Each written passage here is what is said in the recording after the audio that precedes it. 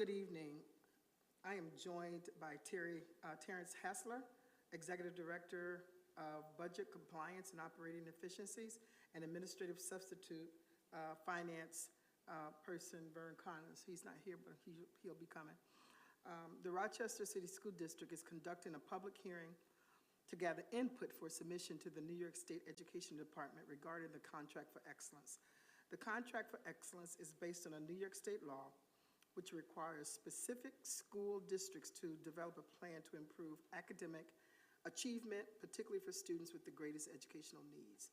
The plan is required for school districts with at least one school identified as in corrective action, restructuring, or in need of improvement. Any additional state funded provided for the Contract for Excellence must be used to support continuing programs or to develop new initiatives which primarily boost the achievement of students with the greatest needs, such as those in poverty, with disabilities, and English language learners. Each year, the district is required to submit a fiscal summary and narrative to the New York State Education Department to demonstrate our compliance with the Contract for Excellence requirements. The budgeted general fund expenditures are identified in the fiscal plan by school and purpose. The district counts 3 categories of instructional programs to meet our Contract for Excellence maintenance of effort: time on task, English language learners, and district-wide programs. The district's 2022-23 plan for the Contract for Excellence, along with other details regarding comment submission, can be found on the website at www.rcsdk12.org/C4E. And that's the number 4, C4E. We now welcome public comment on the 2022-23 Contract for Excellence Plan. No speakers have signed up ahead of time of the meeting, but I will open the floor for any public comment for those present. President Elliott, no one has approached the dais about public comment. Thank you. Again, as a reminder, the district's 2022-23 plan for the Contract for Excellence, along with other details regarding comment submission, can be found on the website, again at www.rcsdk12.org/C4E, and public comment is invited through Thursday, July 29th, and will be submitted to the state along with the plan. Thank you.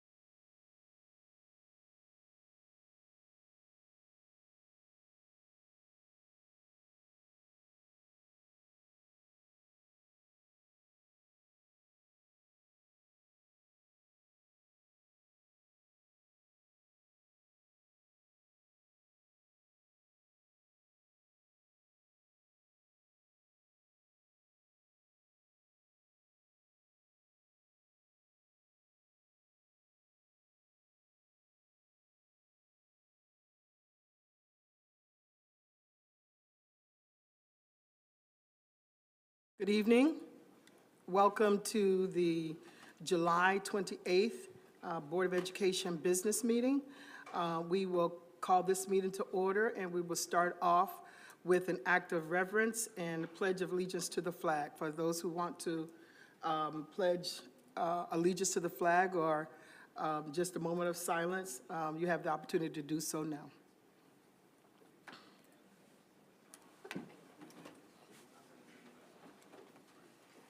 I pledge allegiance to the flag of the United States of America and to the republic for which it stands, one nation, under God, indivisible, with liberty and justice for all. Thank you. And I'll turn it over to Ms. Wade for our upcoming Board of Education events. Talia? Good evening, everyone. Welcome to our July business meeting. As everyone knows, the board was on a brief hiatus in terms of most of the committee meetings this month, but next month the board does reconvene in earnest with several meetings. The first one will be the board work session to discuss the board goals on Thursday, August 4th. That is a Thursday. It's the first Thursday of the month. For those members in the public who are interested, the board did decide at the end of the school year that work sessions would be every first Thursday of the month, and that is where board members will be doing board business. We will also have this district-wide school safety plan hearing, doing a brief advertisement here. For those who are interested in signing up to speak or submitting public comment, please do so with our Department of Safety and Security. And you can, information is on the website. There's a banner that is up. You can click on that and find out more information to submit your public comment for that. And also to view the safety plan for 2022. The ESA committee will be convening on August 9th and followed by a special meeting for the consideration of resolutions. That evening, the Finance Committee will be meeting on August 16th, Policy on August 23rd, and that is a difference because policy normally is the first Tuesday of the month, but there will be no meeting next week, Tuesday. The business meeting will convene on Thursday, August 25th, and there will be a board work session to discuss the facilities modernization program on Monday, August 29th. I do want to highlight on the next page, if you don't mind, Tom. Thank you. The board is welcoming parents and guardians to participate in our committees by applying to become a parent representative to a board committee. The committees that are accepting parent representatives at this time are audit, community and intergovernmental relations, finance and resource allocation, policy development, human resources, and equity and student achievement, which is our academics committee. If you are interested, please visit us on the website, www.rcsdk12.org/BOE Parent Rep. Thank you very much. Thank you, Kalia. The next item on the agenda is acceptance of minutes. And so I'm going to ask for a motion to approve the minutes of February 17th and February 17th, 2022, March 24th, 2022, and the deliberation session, May 5th, 2022, the minutes of the May 10th, 2022 special meeting adopting the 2022-23 budget, the minutes of the July 19th, 2022 special meeting that convened for consideration of resolutions, and the minutes for the July 25th, 2022 work session regarding the FMP Phase 3. Is there a motion? So moved. Second. Second, all those in favor? Any Aye. opposed? All right, thank you. The next item on the agenda is speakers addressing the Board of Education. I do have one quick second. I just want to find out if Commissioner Adams is on the Zoom. I apologize. Commissioner Adams is going to be unable to join tonight. He was traveling and not able to have stable Wi-Fi or access. Okay. So, Thank you. I just wanted for Thank you, Vice President LeBron. So the first speaker for this evening's meeting is Kalolo Moyo White. I'm assuming she's on, Yes, well, Zoom? Ms. Kilolo Moyo White is supposed to be attending with us in person. Okay. So I don't see her in the room. Okay. So we can move to the next speaker, who is James Cromer. He's a community member. I'm not seeing him in the room either at this time. So Okay. until then, Thank you. Then we'll move on to our advisory reports. We don't have a student advisory report because there's no school. And I'll go to the Parent Leadership Advisory Council report. Is there Mary Beth Elko?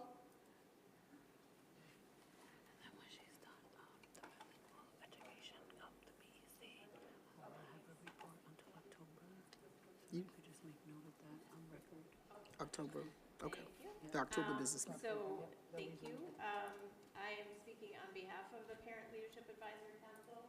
I just joined their leadership team, and the last time I was in this room was like 2019, and it was standing room only, so this is a different feel, being the only speaker.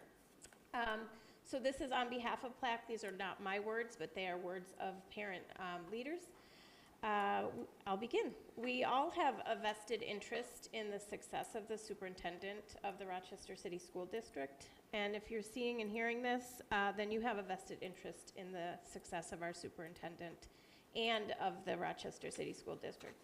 What has happened in the last week or so and has been happening is unacceptable. The conversations that happened behind closed doors last week, which were then leaked to the media, have been going on for months. And at no point were stakeholders brought in to explain why and how this decision was made and how to prevent these things from happening again in the future. This is unacceptable, and our children and our scholars are worthy of better. I think you would all agree. Last month in the PLAC report, we spoke to the overuse of exclusionary practices as a means of accountability for our scholars. This month, we'd like to know what disciplinary actions took place or will take place to hold the Board of Education accountable for such a leak from an executive session. It's important that our scholars see adults, especially those in leadership positions, behaving in a way that holds them accountable in the same way that you expect parents and educators to raise our children. Speaking of parents, further, please be more thoughtful with what's expected of parents. The next time you reach out to a parent and their phone number has changed or the email bounces back, let's ask ourselves what we can do to reconnect with parents, with that particular parent. We as PLAC are willing to work with the district to refine the communication processes and procedures for this incredibly important and critical connection, as it's necessary for the future success of scholars and for the district. This way, when issues come up, for example, like a need for a change in the start time for pre-K students, the district does not make a decision that results in parents being forced to pull their students from programs and finding other alternatives for the coming school year with only a month to plan. At the end of June, the Each One Reach One concluded that a collaboration would be taking place with Commissioner Patterson and other community stakeholders. I was in attendance at that event, for the creation of a district-wide safety plan to focus on, 1, a clear set of expectations from all parties, 2, a formation of partnerships, 3, trust building, healing, and restorative practices, and 4, accountability. We have reviewed the current district-wide safety plan, and while it covers some of this, it's unclear about who is on the task force that's tasked with creating and maintaining the document. We are looking forward to a larger discussion at the August 9th hearing.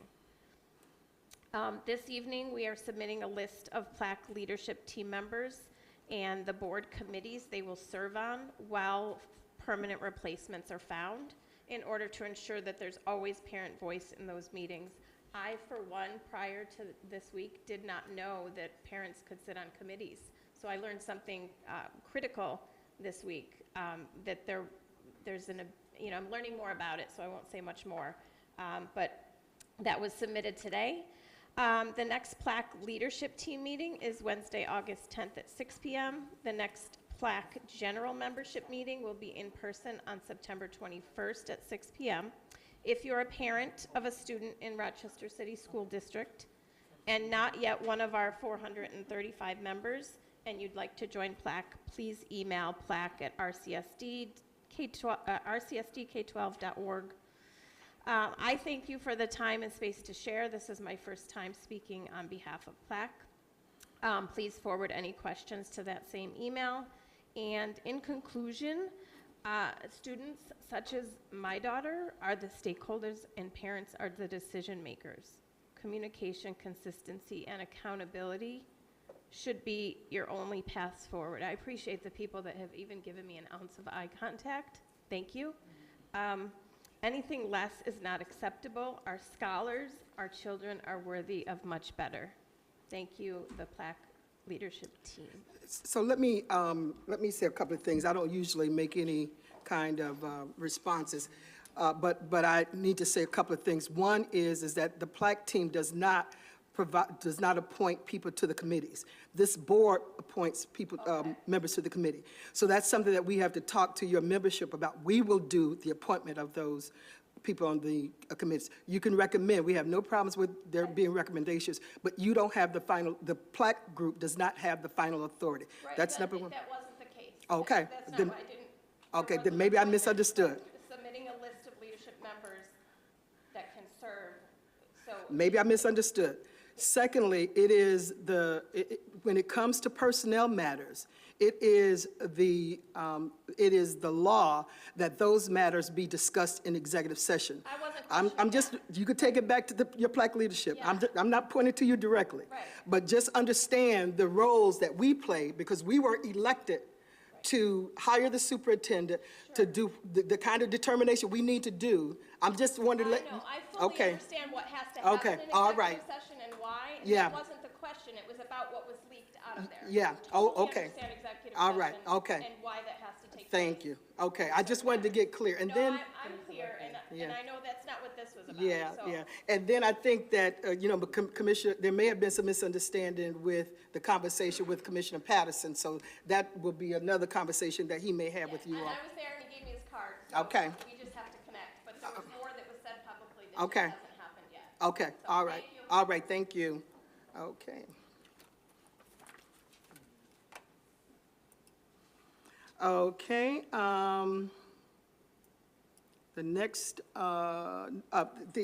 there's no bilingual education report this evening. But let me just say, I was just real thrilled that let me just ask you, Deputy Superintendent, the agreement, when would that be signed by us? Because we couldn't sign it that night because it wasn't dated. And so my signature is needed, the superintendent's signature is needed, and the plaque president. When will we be able to finalize that? I don't know if did I sign it? Did we get it signed? I can check into where it is and Okay. make sure it's executed by tomorrow. I did not, you're correct, I didn't see it after that night, but I will, I'll check in where it is. And Okay. make sure it's executed by All tomorrow. right, right. But very excited about the official parent representative, parent organization for our bilingual population, so I'm really glad about that. But the next meeting for, the next presentation for the Bilingual Education Council will be in October. Thank you for that. We will go into executive session after the meeting is over, so I'll go down to board reports. And the only board report, a couple of board reports, is finance.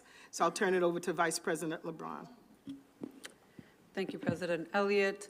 The Finance Committee did not convene this month. However, the committee continues to participate in monthly preview meetings in order to review the district's financial upcoming resolutions with fiscal impact, as well as any additional reports as needed. And this month, the previews took place on Friday, July 15th. And at this time, I invite Administrative Substitutes in Finance, Vernon Connors, to present the June 2022 financial report.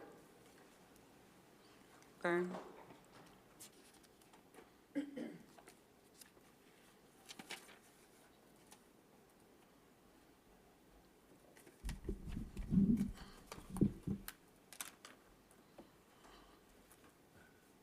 Hello, thank you, Commissioner.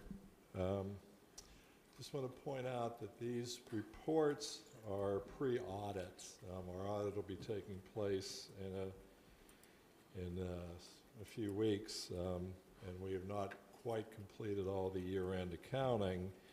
So these reports, while largely done for the year, will not represent the actual numbers you'll see when the audit is complete. The first report is the cash balance and general ledger summary. And on page 1, it's summarized. We're showing that at the end of June, our cash balance was $126 million. If you'll recall, we've been projecting around $210 million cash at the end of June. What happened is our state aid payment of $78 million, which was due to arrive on June 30, arrived on July 1st. So that won't be reflected in these numbers, but be assured that those cash flow numbers were very close. If you add that $78 million back into the $126 million, we wind up with about $215 million. So the cash flow projections have been very solid. We're still in a very strong cash position. It's just one of those calendar quirks. The money was actually released by the state ed on June 30th, but they transited through U.S. Bank, and it was at U.S. Bank on the 30th. Didn't arrive into our bank, our accounts, till July 1st. If we look at item C, the revenue summary, the largest changes are really revolve around grants. There were a number of grants that we had revenue increases. Title I, $2.358 million. IDEA, $986,000. Title IV, $867,000. ARP, I'm sorry, the first three were basically rollovers from the previous year. One of the problems we have with the title and the IDA grants is because we're such a large district, typically state ed does not approve them. Usually the approval for our title and our IDA don't take place until December or January of the fiscal year.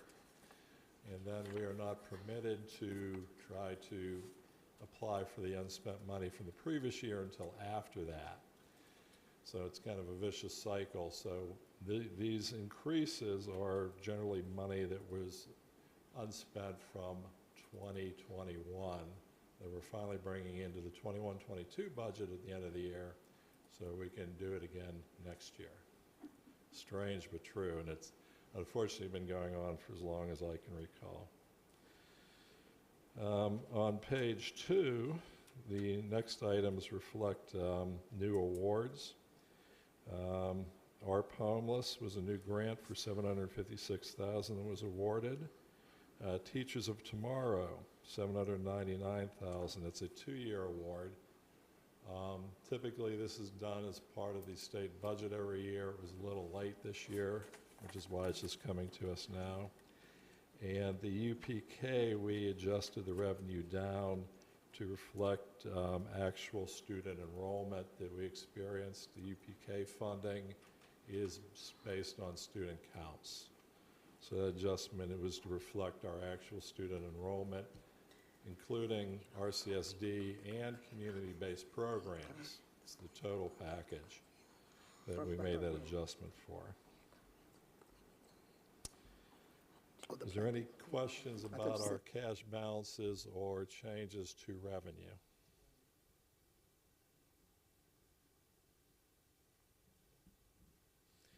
Okay, continuing on, we're looking at the next item would be our June 30 projected revenues. I'm going to get away from this report a little bit because it shows revenues and expenses. In the general fund, what we're looking at right now is for both revenues and expenses for 21-22 to come in around in the range of $780 million to $790 million. What we expect is to run a surplus for the year. somewhere in the neighborhood of about 10 million. Those numbers will be finalized. Typically, what we're doing, the way we do accounting is it's called modified cash basis. So typically, all of our accounting is done on a cash basis throughout the year. And then at year end, we do the year end accruals. And with a lot of these large revenue sources and expense items, they typically come in 30 to 60 days after the end of the year. So we're kind of getting at the point where we're narrowing down the amount of money and where we're going to actually land. The numbers you see on this report reflects what was posted and accounted for in our general ledger as of July 12. So given that we're doing the year-end accruals, those numbers will change as we go through the next few weeks. Is there any questions about where we will end the 21-22 year from the general fund perspective? No, I just have a question about the UPK, that there is a reduced amount, 382K. Does that mean that money is returned to the state? No, what that means is we will not receive that money. So essentially what we do, for any type of grant, we typically, depending on the size of it, we submit monthly vouchers to get reimbursed for it. And so what this is reflecting is really more or less a budget adjustment, if you will, adjusting that budget to reflect that number. And that's due to low enrollment? Due to low enrollment within RCSD programs and in the community-based organizations. Okay, thank you. We've experienced lower enrollment across the community since COVID's hit. The numbers are starting to rebound, but they're not back to where they were a few years ago. All right, thank you. The special aid or the grants fund, again, if we look at our projected numbers, it's a very high number, the $1,286,000.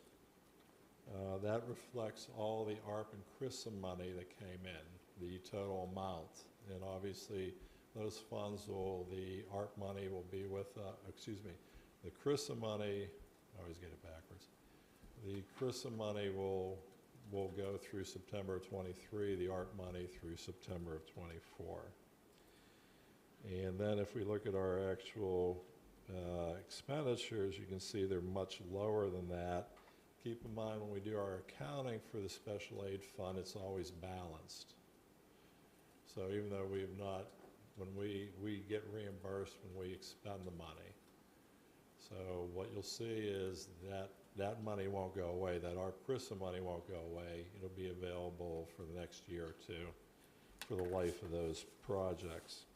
And that's why the projected revenue number for the special aid is much higher. I'm sorry, is much higher than the projected expenditures. Can you explain, why is that again, Vern? I'm sorry. So when we look at our projected numbers for revenues, it's kind of a bit of a misnomer here. We're projecting the total amount that would be available to us to spend, okay? Whereas when we talk about the group of budgeted numbers, the appropriations and the encumbrances, you can see that we're showing where we stood as of July 12. Meaning that 428 is money that we have on hand? 428 would be, if we had expended all these programs in full, that's how much we would have experienced. Okay. Okay? But our actual expenditures and encumbrances are significantly lower than that. But remember, when we account for this, we'll be counting revenues will equal expenditures, because that's just the nature of the way we account for it. We don't actually earn the money, if you will, until we expend it. Thank you. We'll do food service at the end. We have a food service report that might be easier to follow. Budget journal entries. We did ask the Finance Committee's permission, as we did last year. The board policy is for us to do a resolution for any budget transfer over $500,000. We did ask to not suspend the policy, but to delay that reporting until we completed the year-end audit, because there's a lot of moving parts and things that have to be funded, and we wanted to be able to do that in order to carry the audit out, and we would report on all those large, with resolutions, all those large budget transfers at that time. And similar to last year, the Finance Committee did grant us that permission. But I do want to point out in your package, budget transfer 232316 is a $2 million transfer. And that was to fund a contract with Walgreens, who provided our coronavirus testing. When we went into the program, it was being funded directly through the county and through the state to the county and with Walgreens. So we were, while our staff were getting tested, we weren't being billed for it. It was being funded that way. Along the way, because of the nature of the funding, the state then required the funding to come through the district. So where we are with that is this budget transfer is to fund the expenditure for that. That will be offset with grant money coming to us from the state once we pay that invoice and can submit for the reimbursement. But that was one very large budget transfer in the package I wanted to point out to the board. Are there any questions about budget transfers or any other budget transfers that you might have questions about?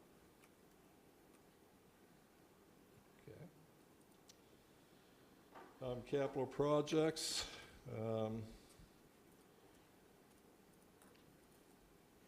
The two reports here, and I have to apologize to the board because I've been misinforming you in the past couple months.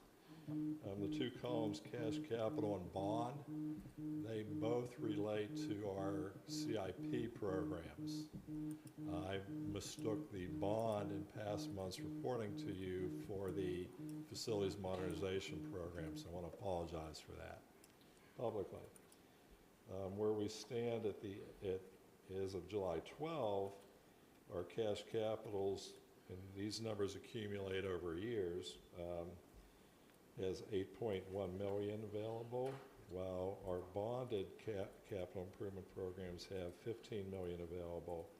So their cash balances were $23.2 million at that time.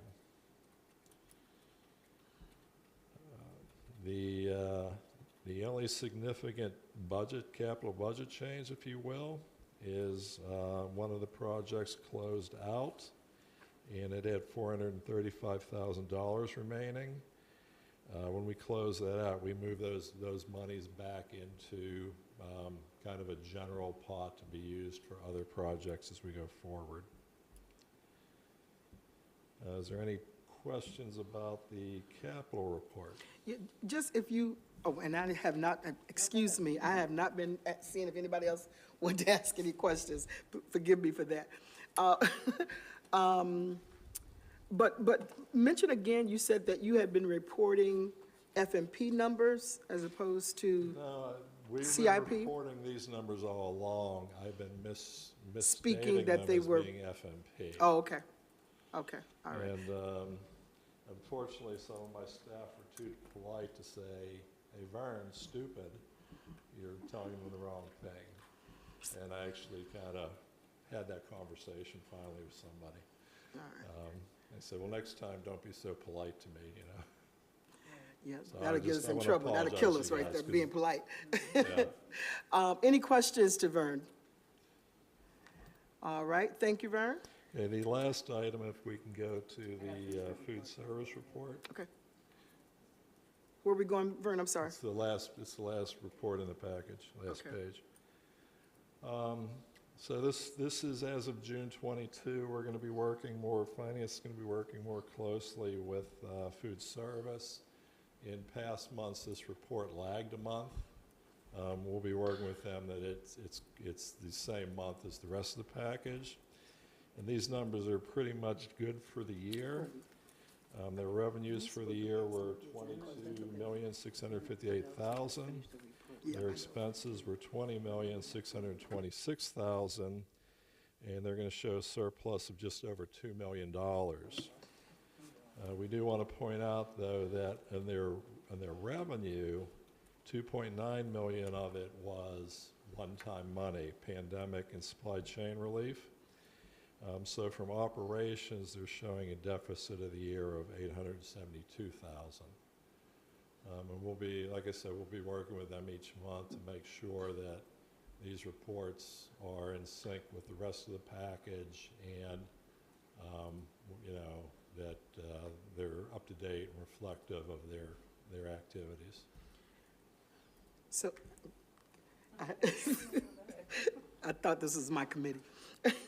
So is this is the budget for schools, food service going to end up in a, as balanced at the end of the year? Which year, Commissioner? Well, For this past year? well, I guess it is not going to balance for this year if the fiscal year ends in 30th. June 30th. No, they ran a surplus of $2 million. So Okay. we just wanted to point out, though, that they had about $2.9 million of one-time revenue.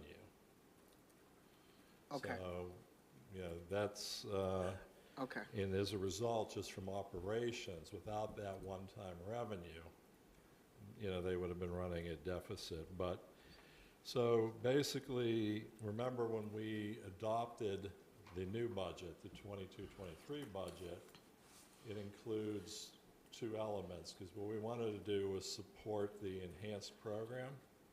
So it includes two elements. They will use $1 million of fund balance, food service fund balance a year. And with this, where they ended this year, and they had about a 1.1 million going into this year, they'll be able to do that for 3 years, okay? Everything else being equal. We're also going to support the program with an allocation of $1.5 million from the general fund as well. Because when the proposal was made during the budget process, we wanted to make sure it wasn't a one-time thing. We wanted to make sure that we were going to enhance the program, the product, the food, and the service, and be able to maintain that going forward. And we're pretty comfortable for the next 3 years at least that we'll be able to do that. I think in the future, we're going to have to look at how do we ensure that this particular area is funded appropriately, because it appears that it is not, aside from the 3 years, it appears that this food service is not funded appropriately. So, but that's a conversation for another time. Thank you.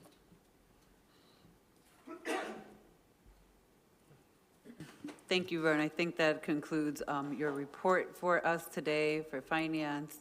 I'm going to finish the Finance Committee report. So at this time, can I get a motion to vote to approve the district's unaudited June 2022 So financial report and the change order report for April, June 2022? So moved. Motion by President Elliott, seconded by Commissioner Simmons. All those in favor? Aye. The next finance meeting will feature a professional development session on the district's purchasing department, general practices, and the RFP procedures, a Medicaid quarterly report, an update on the district's use of relief funds for the fourth quarter, and the year-end claims audit report presented by our claims auditors, Noraki Smith LLP. The next in-person Finance Committee meeting is August 16th, 2022, and that concludes my report, President Elliott. Thank you, Vice really? President.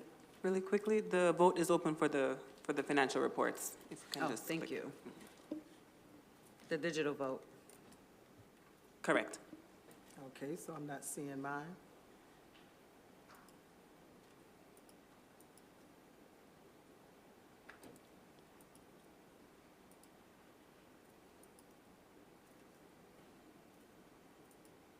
I can enter it for you, this one. Yeah, this time because around. mine is not No problem. coming up. Just make sure that probably is because I'm not logged in.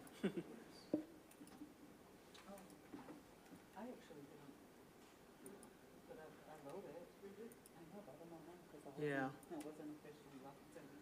Okay, are we set with that?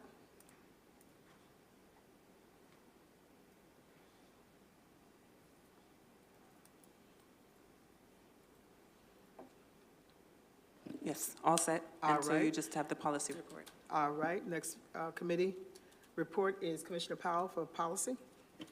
Thank you. Madam Clerk, could you put the policy committee report up on the screen for folks to see just this one time? Sure.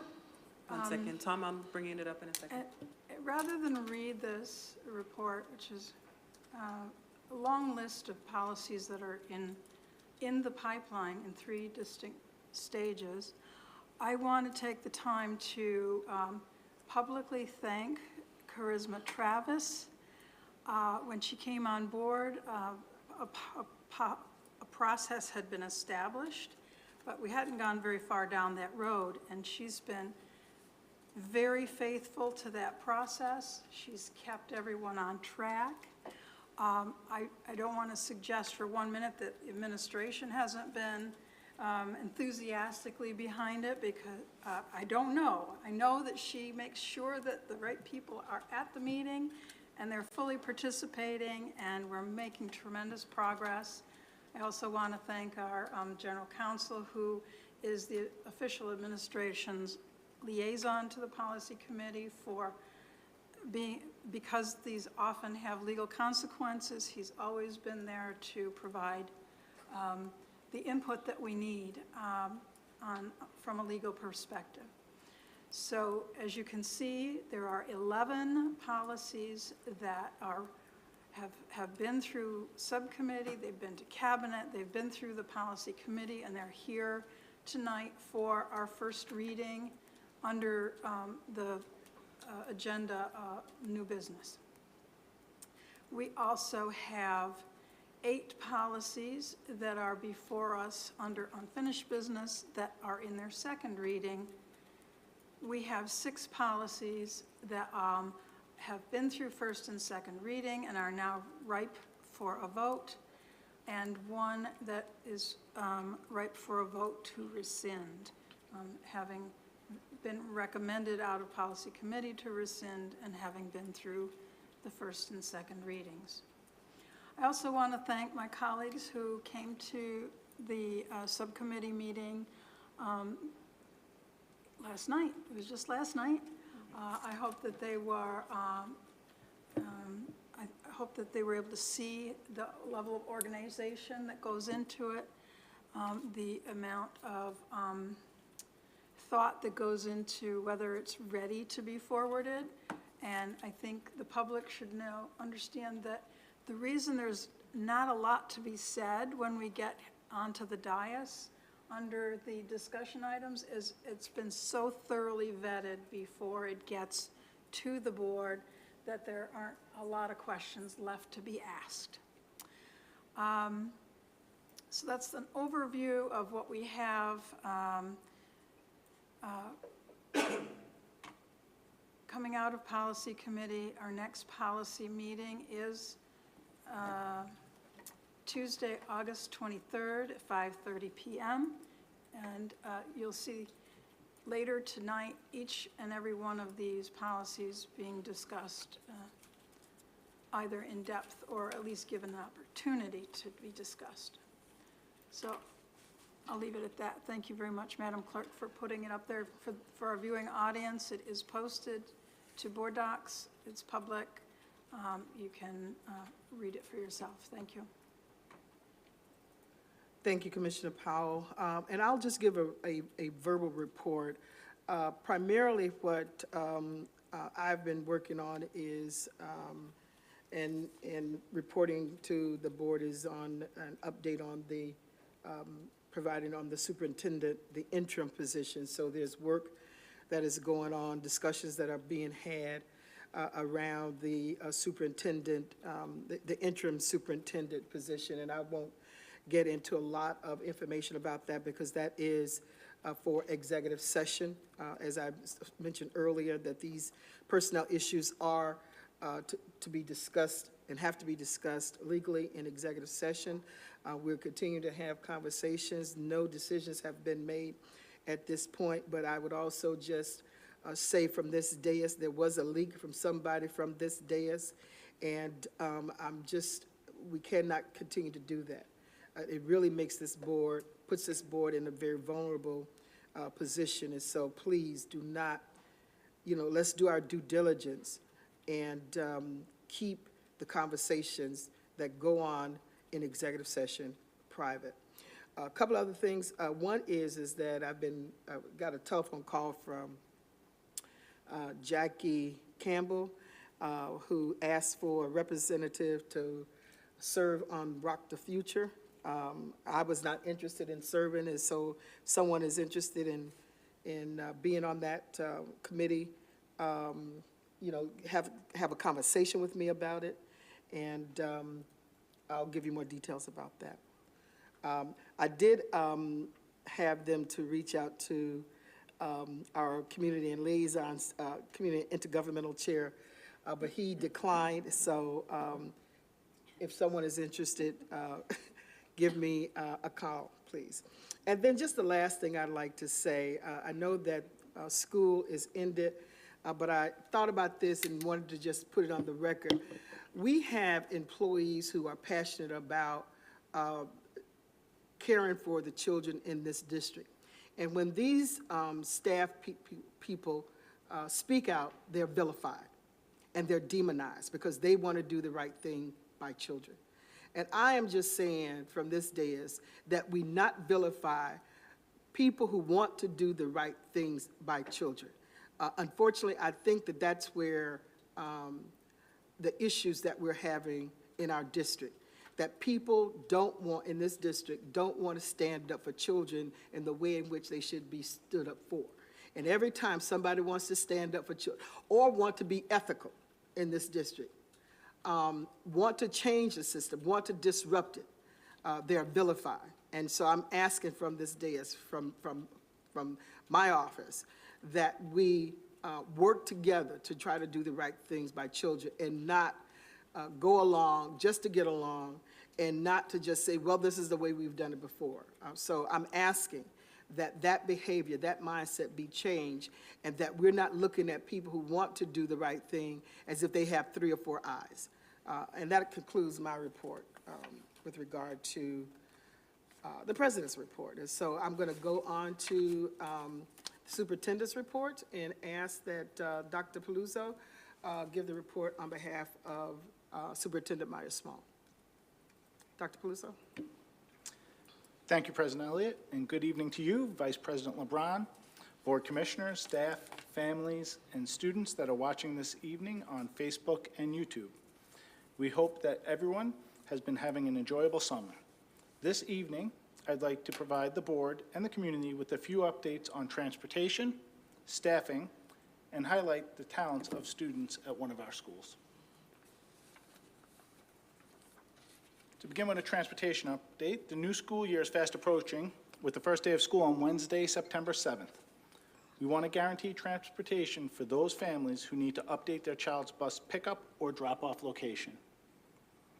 If you need to change, you should call your child's school no later than August 10th.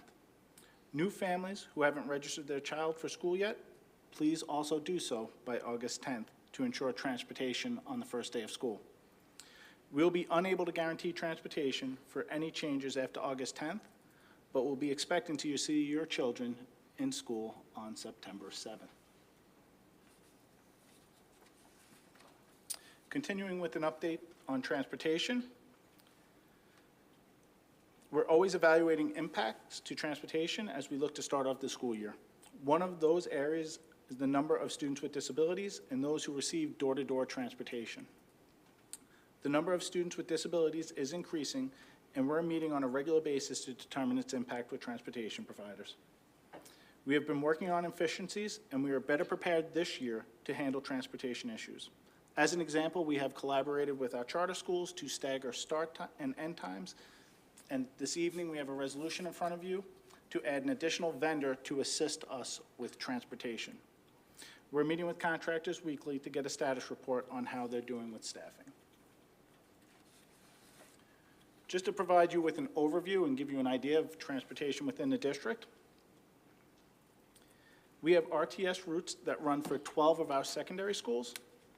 RTS is also providing transportation to out-of-district students.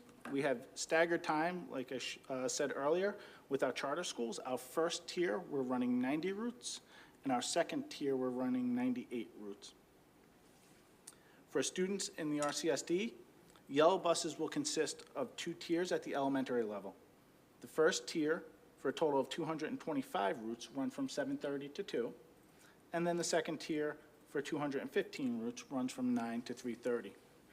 We also have some of our secondary runs on yellow buses. East Lower, Early College, and Rhea, or early schools from 7:30 to 2:30. And late schools run from 8:30 to 3:30 at Northwest, Dr. Alice Holloway Young School of Excellence, and North Star.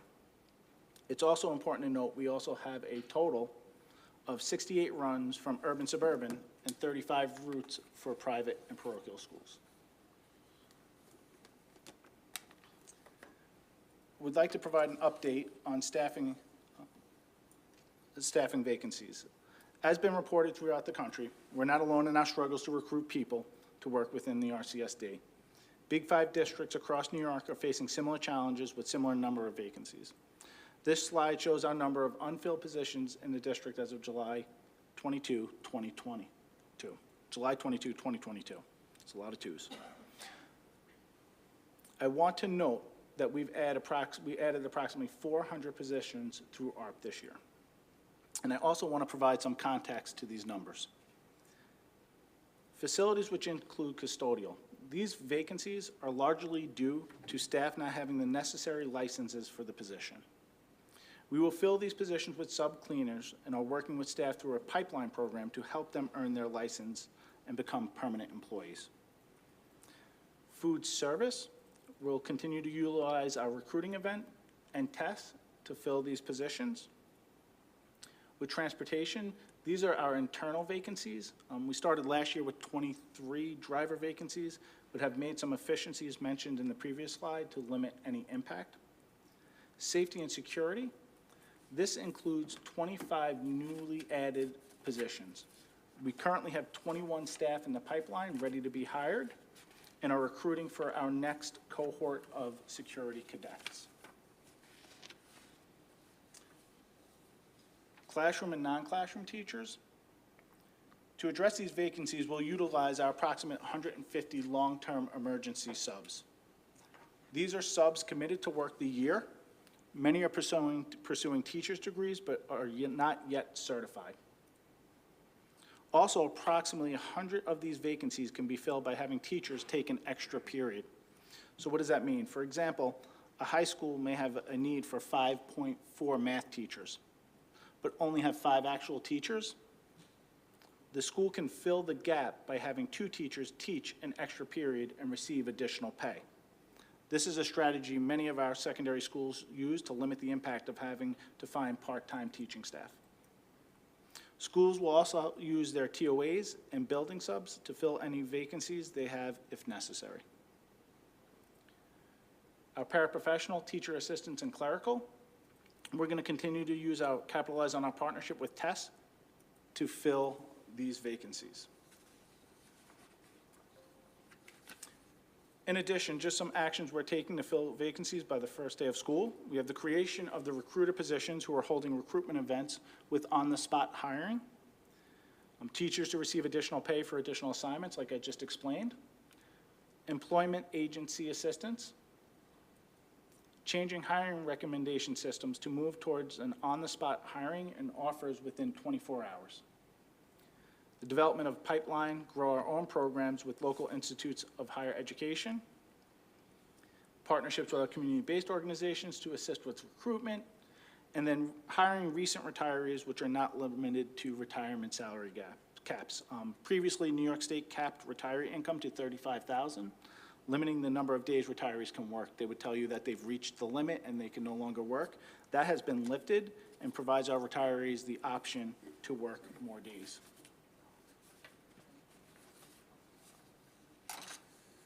We've been also adding resources to support substitute interviewing and hiring with streamlined hiring rates.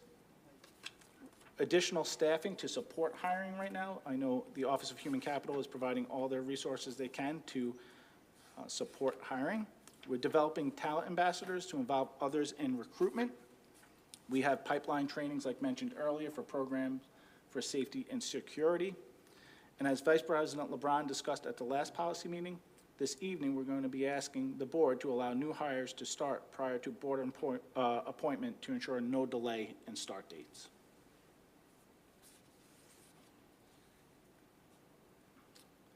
We have added 3 recruiters to our human capital team. Ricky Frazier, Nate Williams, and Marvick Aguero are in new positions and will help us be strategic in finding and hiring needed staff. They are key connections to schools and helping principals ensure their needs are met on behalf of students and families.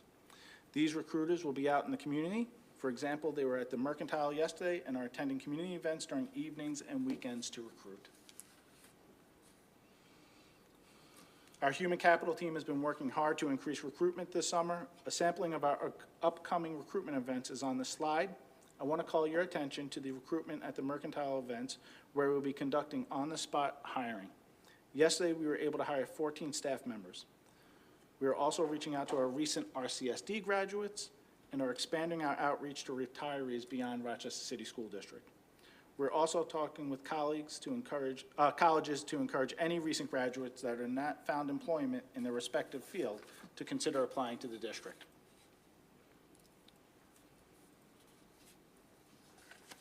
Summer learning with iReady.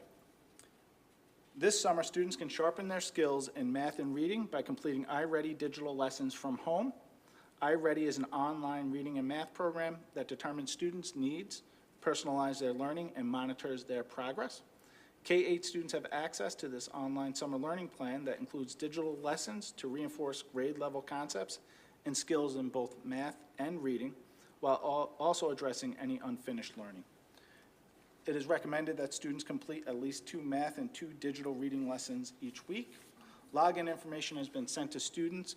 They're familiar with using iReady. They've been using it throughout the school year, so they already know the program. I'm very excited to share that a documentary that has been filmed, edited, and produced by students from Edison Tech has been selected as a finalist for the 2022 Rochester Teen Film Festival.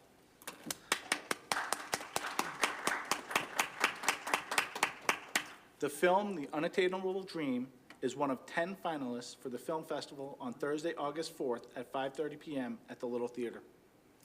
The film was selected from many entries around the United States.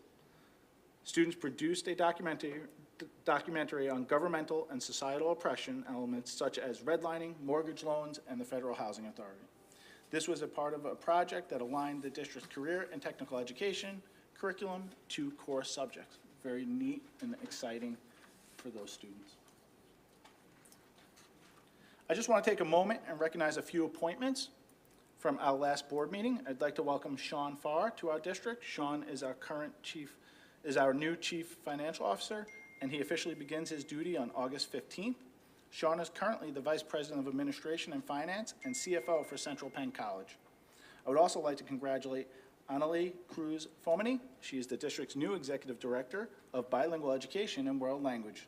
A proud graduate of Franklin High School, she was the district's Director of Bilingual Education. I would also like to take this moment to congratulate Steve Lamort, who has been appointed the new Executive Director of Strategic Initiatives.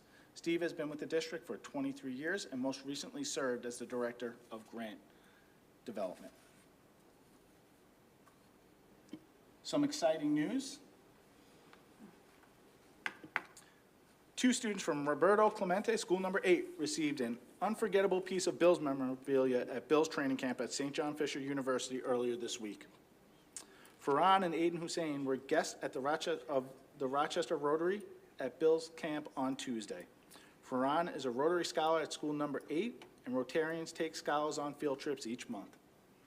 At the end of practice, as players were leaving the field, fans started to line up to get autographs from players. Ferran and Aiden were in the crowd of fans when quarterback Josh Allen came over to sign autographs. The Buffalo Bills released a video of the encounter of Josh and our two students. Allen could be seen taking off his shoes, signing them, and giving them to Ferran and Aiden. So that was very exciting, very cool moment there for our kids. Once again, I want to ask all of you, all of those listening, to please encourage those you know to apply for positions or attend one of our recruitment events over the next month. You can find recruitment information and apply to the district on our website under the Careers tab. I want to thank you for this opportunity, and that is the superintendent's report for July 28, 2022. Thank you, Deputy Superintendent Peluso. Are there any questions? Yes, ma'am. Commissioner Powell? Could we go to slide number 4 again? It's the one that, on the number of buses that are run in our first and second tier. I'm struck by particularly the number of buses going to charter schools and parochial schools. If we add those two together, there are 223 buses. That means about a third of our, well, not setting aside the urban suburban for a moment, about a third of all our buses are going to charter and parochial schools. We've made a lot of fuss about how managed choice is disrupting neighborhoods and all the busing that's happening within the district to take students elsewhere besides their home school. Well, we have utterly no control over the charter and parochial busing except to try to persuade families to stay in our district. And we need to work a lot harder at that. I think promoting neighborhood schools will have a positive impact, not only on families choosing their neighborhood school, but also to win them back from charter schools and parochial schools. I just wanted to call attention to those numbers because they really are quite dramatic, and if we thought that just changing managed choice policy was going to solve our busing problem, this slide tells an entirely different story. So thank you for collating those and bringing that to our attention. I really appreciate it. Does anybody else have questions about the this slide? Yeah. Okay. The transportation, I was just looking at the numbers, lots and lots of routes, a little off topic, but somewhat related. We're talking about grade level configuration at some point. Do you believe that this streamlining of that configuration, pending on the model, could alleviate some of the routes that we're seeing on some level? So, you know, it's going to be hard for me to answer that question right now, but what I can say is that it would make the routes more efficient, right? If we're working within a zone or working within feeder patterns, that would make our buses a little bit more efficient, where we're not having students travel all through the city from one school to another. Okay, thank you. And I know you mentioned there's a resolution on, and I know that the transportation service that we're looking at on that resolution is going to be helping our special needs students and McKinney-Vento students primarily. What are, like, how are they going to supplement the core piece, the core services? So within that agreement, they've agreed to take on additional runs if necessary to support when needed. So Okay. Within the agreement is for them to transport the preschool McKinney-Vento students, but they will also help support in other areas when needed. Okay, thank you. Commissioner, Vice President LeBron? Yeah, I just want to talk about the numbers too, very quickly. And I just have to say too, just willfully thinking that we're going to encourage parents to come back to the district without actually not changing the district or the systems, they won't.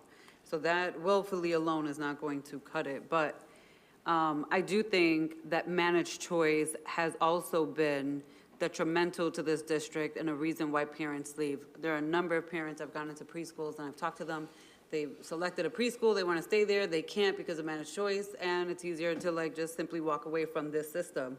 We're not the only option, and I've said this multiple times, it's almost like an arrogance to this system to think that we're the only educational option for city families. And I'll leave it at that, but I do want to understand these numbers, Carmine. So, Dr. Peluso, let me just say this is the first time I've actually seen data on routes. So I was happy to see that. But I'm also curious in terms of if this is the total number of routes necessary and needed for the district. And then further down on the second slide, you say here that we have 13 bus drivers that are vacant, and just curious about if that is the total number of vacancies needed for the entirety amount of routes needed. So is 225 routes for the first tier the total amount of city school district routes needed for the entire school district kids that you rely on us for yellow buses? Do you know that number? So those yellow buses are the 225 routes that will run on our first tier of the morning. The 13 vacancies are our internal vacancies. Those are not vacancies that we have with contractors. We meet with the contractors on a regular basis to see what their status is and what their needs are. I know I see Chief Operating Officer Schmidt on screen, so if he wants to add any additional information. Scotland? From Scotland, okay. Right But before Mike answers this question, Mike, I'm trying to understand, what is the total number of actual runs necessary and needed for all of our students in the district on yellow buses, whether they're our yellow buses or we're contracting out? Is it well, it looks like it would be, what, 240? 440, I'm sorry. Is that the number? Yeah, 440 routes. So for you're- first tier, second tier. Is that the total? So those are the number of routes, but those are shared buses because they're staggered in time, right? You know, so the 225 routes that go out on the first run at 7:30. Those are like the 7 a.m. Yep, routes, and 7:30, then you have a 9 then they come back o'clock. and they do the 9 o'clock route. Right, but, so first tier, second tier. I guess I'm trying to 400. understand. I appreciate that there are numbers and data, but what is the baseline of this data? Like, what is the total number of routes necessary and needed for us to know that our students are covered come September? That's what I want to know. Because you could tell me 225, but if we need 400, and you're only showing me 225 right now, that's a concern. And what I don't want us, it's close to the end of July to start having these conversations a month from now and saying we're going to be short routes and drivers, and here we go, transportation debacle number 2. Just want to put that out there. Mike? Good evening, Vice President LeBron, President Elliott, Commissioners. I hope you can hear me. The total number of routes would not just be reflective of the elementary routes that you see there, the 200 and some odd. We need to be able to add up the elementary, the charters, the urban suburbans, and what's not shown on this is our transportation for our students with disabilities. All those routes are in essence separate drivers. The routes for charters are linked together. The routes for our schools are linked together. The routes for students with disabilities quite often cannot be linked together. So what I will do is we kind of felt it was better to compartmentalize them by the grouping or by the unit that they're transporting. I can certainly provide you with the total number of routes that we would be taking on a daily basis for our students. But it's a very large number. There's no doubt about that. But this chart really only tells a piece of the story, because the special education students, which we do not have all those students even routed yet, because many of their IEP meetings are not completed, that also takes up a very large segment of our transportation responsibilities. But we can certainly gather that information and have it to you as quickly as possible. Okay, just as a follow-up, thank you for that. And I just want to reiterate again, like, this is the first time I'm ever seeing route data, and I appreciate it. And I do appreciate that it's broken down so that we have a greater understanding of which one the routes are for us, which ones are urban suburban, which ones are charter. I do appreciate that. But what I would like to see is what is the total number of routes that we have to operate, that we may be short with drivers, and what we're doing about that, but also, I just want to see the total number of where we're at compared to these data points that you're presenting today. And then something that Mike just brought up was the IEP completions. That actually everybody should be completed now. We're telling families that they have to call or their schools and let us know by a certain day. I think it's August 10th is the deadline for the transportation, so that you all then know where families have to be routed to. So IEP completions, because they impact transportation as well, that should also kind of be a hand-in-hand, step-in-step, so that those are completed by the end of July for every student. And so then this goes back to our special ed and what they're doing to meet that need for the transportation. But I guess I'm going to ask for an update on transportation I'm going to look at the calendar to look at a date by a little after August 10th, because that's the deadline you're giving families, and have an understanding of the total routes, where we're at in meeting those total routes, where we're at in vacancies for bus drivers for both the district and our vendors, because it does us no good to have vendors who also have bus driver shortages, because they're not going to be able to miraculously drive buses if they don't have the people to drive the buses. So I would like us to understand where we're at early August with all of those things and what we need to do. Thank you. All right, Commissioner Simmons? Just lastly, in addition to what Vice President LeBron spoke about as far as capacity and staffing for the buses and complete routes, I also want to just ask, have we put a pulse on a safety plan for transportation as well? We know that on August 9th, as the board clerk mentioned, we have the safety conversation for the schools. And we have, 41 days until schools opens. And so we know what's going on in this community as well. So just wondering, has there been any conversation or thoughts around safety when it's considering transportation even?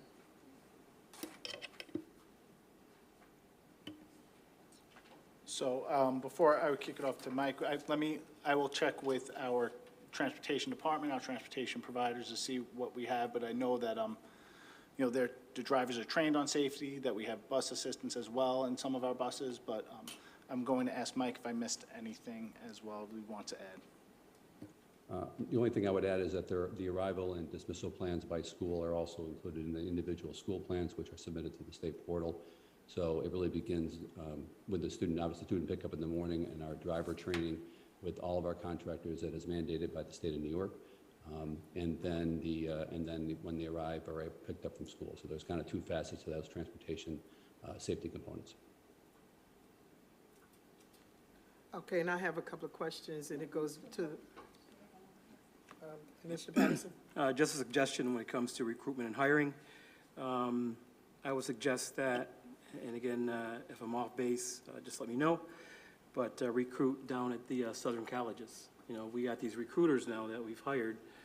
We send one down there or two to see if they can recruit, since we pay a lot better up here, up north. Maybe that'll draw some of them up here, for our, jobs here. Just a suggestion. I'm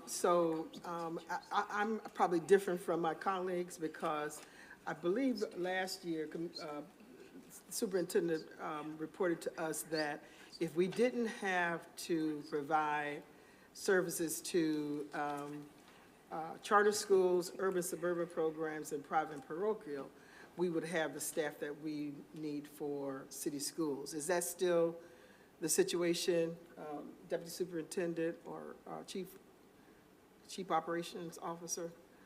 That if we did not provide the rides to charter schools, urban suburban, and private and parochial, that we would have the staff that we needed to provide transportation to our schools? That would be correct. Okay, all right. So I thought you were done, sorry.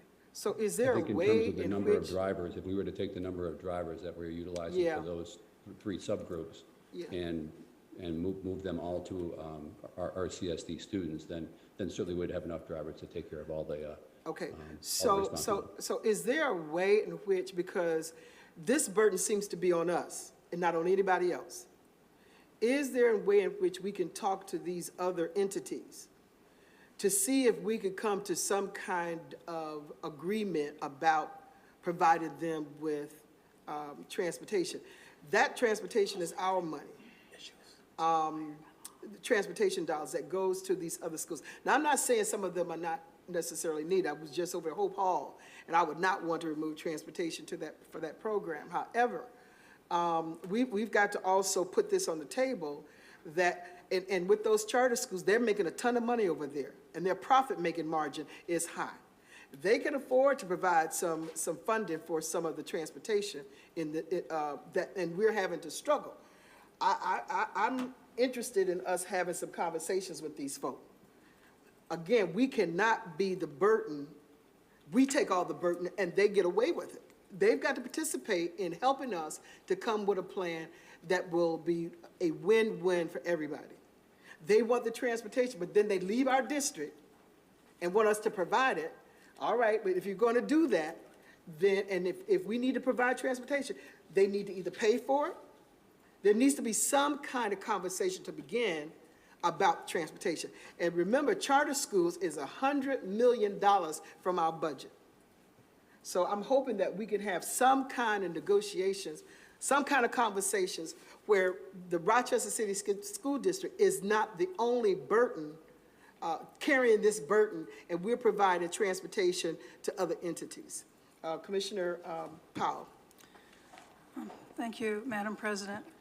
I see that you have honed in on the point that I was trying to make, that the burden that we're carrying with the charter schools and parochial schools is something that we can't ignore. I don't know if I agree with the solutions you're pointing to, because I don't think the state law would allow it, but if we could figure out how to bring our students back, and I want to get back to this because my remarks were clearly misconstrued by other members. If we could win our people back, and I'm not being Pollyannish about this, we could get our costs under control. The other thing I do want to say, though, is the point about pre-K go kindergarten being a source of people leaving our district is not the fault of managed choice. And our listening audience, if you have pre-K students, it would be useful for you to hear this. The state law requires that all seats be available to all students on a first-come, first-served basis for pre-K.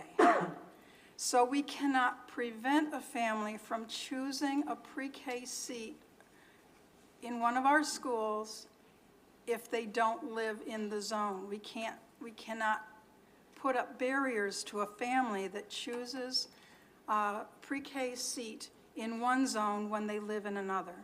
That's the state law around pre-K. But for us to be able to manage our costs, we have established a 3-zone system. The only point of establishing this 3-zone system was to help us manage transportation costs. And if we don't begin to enforce that at the kindergarten level, when they enroll in our schools, for sure, for the remainder of their elementary school experience, if we don't insist that they operate within their zones, we might as well not have 3 zones, because that child will be entitled to stay in a zone, in a school, in a zone outside of where they live for the remainder of their elementary experience until they reach the terminal grade.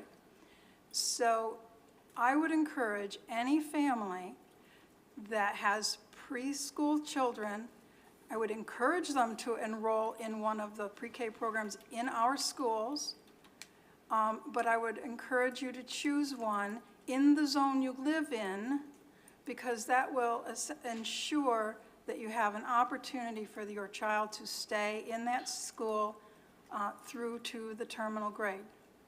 So if there was a way to change that system, I would recommend that we advocate for a change to the UPK law so that we could enforce our zone boundaries right from the beginning of a family's school experience with the 3 and 4-year-olds. That would bring everything into harmony with our choice system. Thank you. Commissioner Patterson? Yes, I'd like just to make a point, a personal point, that when it comes to busing, I understand what others, on the board are saying, but then again, we have to think about the individuals, the families that are paying taxes and not even utilizing, our schools. So in essence, they are paying, for the transportation, to these private or parochial schools or urban suburban programs, wherever they're going. So me personally, I don't want to take anything away from a child that would prohibit them from getting to any school. I would want to think of a way, the board of 7, that we can make this happen without negatively impacting a child. Because ultimately, their parents are making that decision to send them to these private or parochial schools or urban suburban programs, wherever they're going. But I would never, ever, want to punish a child for a decision a parent has made, which they obviously think is in the best interest of their child. So for me, I would want our school district to learn to compete against these charter schools and private schools and parochial schools and urban suburban programs. But my point is that those homeowners pay taxes in the city. And if the only thing we're going to do for them is bus their children, then I don't think we should take that away from them. Thank you. Commissioner, Vice President LeBron? Yeah, for the listening audience, I do want to point out that managed choice is a failed policy in the Rochester City School District for a number of years, that the solution is not to ask the state to further hone in on parents and force them into a zone. And third, that the children's agenda, we just had a meeting with them about a week ago. Dr. Leslie Myers-Smalls, myself, Dr. Black, Dr. Jallo, the children's agenda, and their report, A Better Start. One of the 4 of recommendations that they have is that we re-examine managed choice and that we bring in parents and families who are impacted by it. I do not want to take any solicitation or advice unsolicited from individuals who have no young children catching transportation in this district at this time. Thank you. Madam President, point of service, personal privilege. What?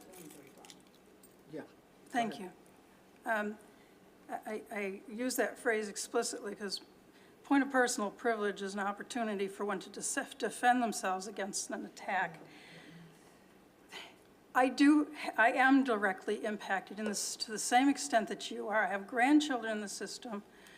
It just so happens that my daughter has chosen a school that is walking distance, and she chooses to send them to that school that's in walking distance.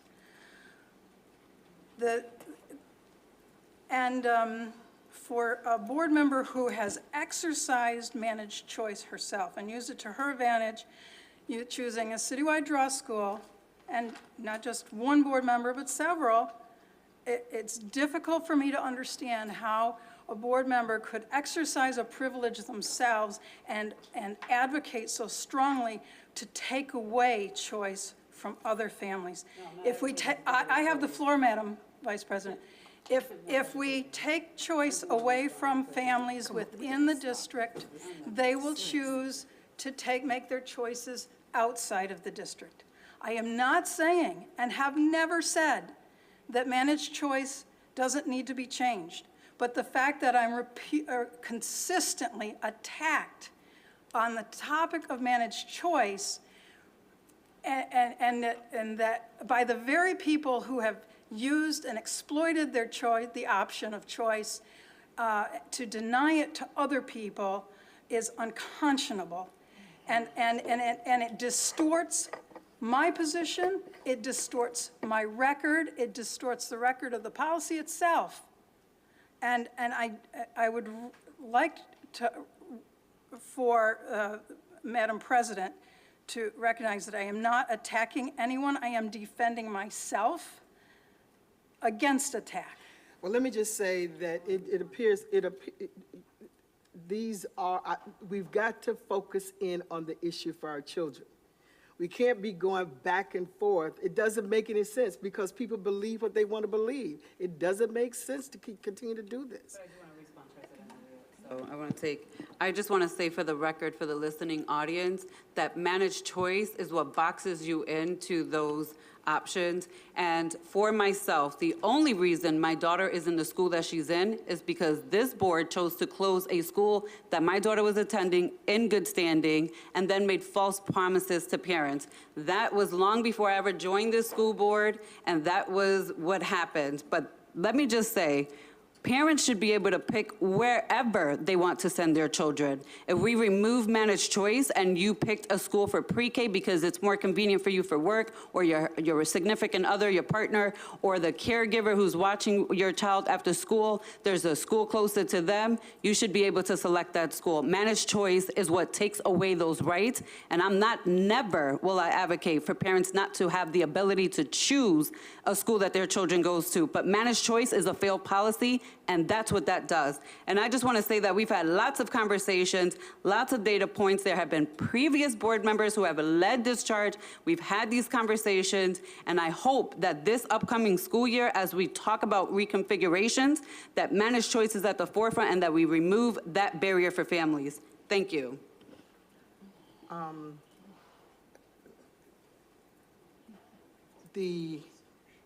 Any more questions? I've got to just want to thank, oh, I'm sorry.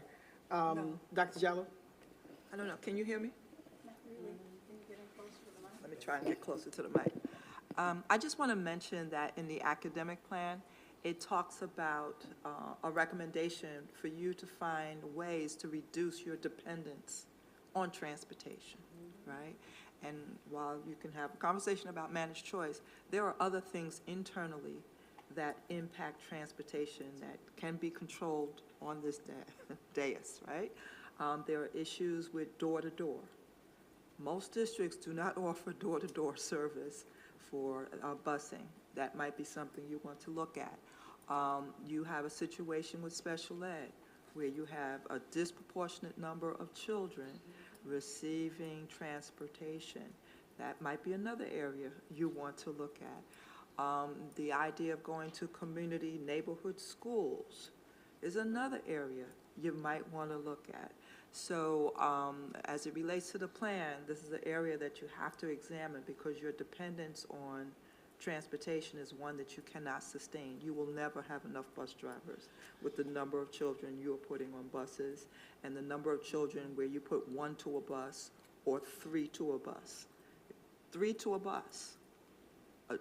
A bus driver, 3 to a bus, 1, and I'm not saying they shouldn't get busing, please, I hope no one assumes that, but I'm just saying the cost of bus, driver, monitor, 3 children, 1 child, you have to look at that and examine that to see if that's an area that you might want to think about looking at for transportation. So, but in addition to that, though, I think that the same, I'm not sure how the routes run with charter schools or with the other programs that we have, but we also may want to have that same kind of discussion as Dr. Jallo just mentioned, even with the charter schools, urban suburban program, and these private parochial, because it may be, 1 or 2 on these buses. It may be a different kind of way in which we can work that out. I don't have the answers to that. No, one other area I would suggest you look at are the medical exemptions. Just look at it. It might be an area you want to look at and consider as you look at your reliance on transportation. The other thing I want to say is also in the academic plan, you have to compete with charter schools. You have to find a way to compete so that you don't have as many children desiring, families choosing that as a choice for their children to attend school. If you can do that, that would also maybe perhaps contribute to. So there are things that are more difficult decisions and require more courageous conversations. But there are things that are within your control to look at and maybe examine as you consider this. Thank you. So let me just have the Deputy Superintendent for Operations to respond to that. In terms of, and Mike, if you could chime in terms of the state monitor's recommendations, where are we in terms of those particular recommendations that the state monitor has made in her report? Are we incorporating what the state monitor has recommended for transportation? Carmine, do you want me to go first, or Dr. Peluso, do you want me to go first, or? You can go first. Go ahead. First, in credit to our state monitor, Dr. Jallo, she has spent over the last 2 weeks several hours with the transportation team reviewing all of our data, and has done that all along. So she's really the first person that's come from the outside that's really invested the time and energy to really know the ins and outs of the challenges that we face. In short, we have really not eliminated any of the variables that continue to stress the system to its capacity. When you look at the profile of students that are attending our schools, excuse me, that are requiring transportation, most of our schools have students that are coming from all 3 zones and that we're transporting to those schools. When you look at the number of students with disabilities on special transportation, less than 3, multiple bus attendants, that is a stress on our system. When you look at the abundance of charter schools that are entering the system, and there are very few of our students live near the charter schools, so that's almost a 100% bus model for those 7,000 students. We have not really eliminated any of the factors that were root causes last year that were found in the academic program, and none of those root causes are at Hudson Avenue, at the transportation office.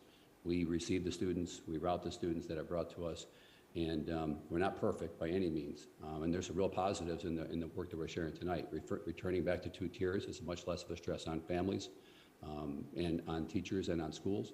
So there's a lot of positives that we built in for next year. We feel very strongly that we're in the right direction, but transportation is never perfect, and we never say that it is. But the root causes that Dr. Jallo has articulated in the academic plan and that she stated tonight, almost none of them have been mitigated in the last 12 months. So is there a reason for that? I think there's a wide variety of reasons for it. I mean, I think change is difficult for all of us in the system, Okay. but there wasn't one particular area or reason that I could certainly identify in this form. All right, thank you. And then just, if nobody else has any other questions, I just want to thank Dr. Peluso for presenting. I think that I felt good about in terms of the way in which this report is going in terms of looking at being cognizant of efficiencies and how, what I took away with it, we've got to disrupt the system, and we've got to make it work on behalf of children and families. And I'm hoping that moving forward, that's what we're going to do. It felt good to hear this report and the efficiencies and what have you that are listed here. We've got a long way to go, but just the beginning of it felt good to me. So thank you very much. And so the next superintendent's report is Dr. Nelms. Good evening, Commissioner Elliott and the Board of Education. I'm going to have a brief report this evening.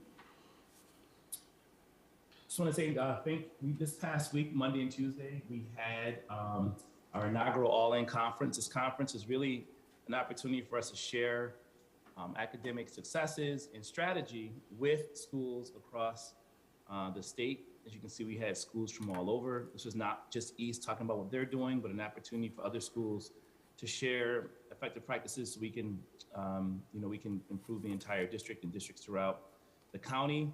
My apology to Walter Larkin, who is the leader over there at UPrep. He's not on this list. I apologize for that, Walter, if you're watching. But I mentioned him because he did send the most participants from any school throughout the area. So big up to Walter and his UPrep team. It was a very involved in deep discussion around all elements of our school transformation work. And I thank them for that. And I thank Commissioner Malloy for spending an entire day with us as well and sharing some of the work that she's doing with her parent hat on as a teacher in Brighton and also as a board member. So thank you, Amy, for that. Some of the principles that we discussed are listed here. This is how the sessions were broken down over those 2 days. We used our ARP funds to support this work. Talked about the guiding principles around leadership and getting to and establishing a consistent culture and climate within a building that is focused on academic excellence, parent and community engagement, social emotional learning, the curriculum, which we talked about ad nauseum with the board, and again, most importantly, how do we build collaborative teams within systems that are trying to transform themselves. This is a visual of what took place those 2 days. It was a full day. We had our presenters were teachers, we had parent panels, we had student panels, we had administrators also presenting, and community agencies.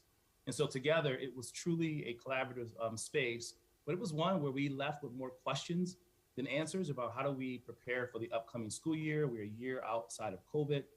And the East administrative team spent the entire day today doing just that, looking at our priorities, figuring out where we want to start, what are our biggest leverage points, and how do we move forward. And so I appreciate the team. I appreciate Jen Reese and Alexa Hogestein. Jen Reese is our Chief Academic Officer, and Alexa is her intern, but also a teacher leader at East. They did a phenomenal job setting this up. It rivaled any other professional development I've ever been in. So I want to thank our teachers and our administrators and our community and students, staff, and parents for participating this week and sharing those knowledge. And also to all those folks who visited us from the RCSD and other parts throughout the state. It's been a very busy time at East. The East upper and lower schools have a summer program that we use some of the funding for as well.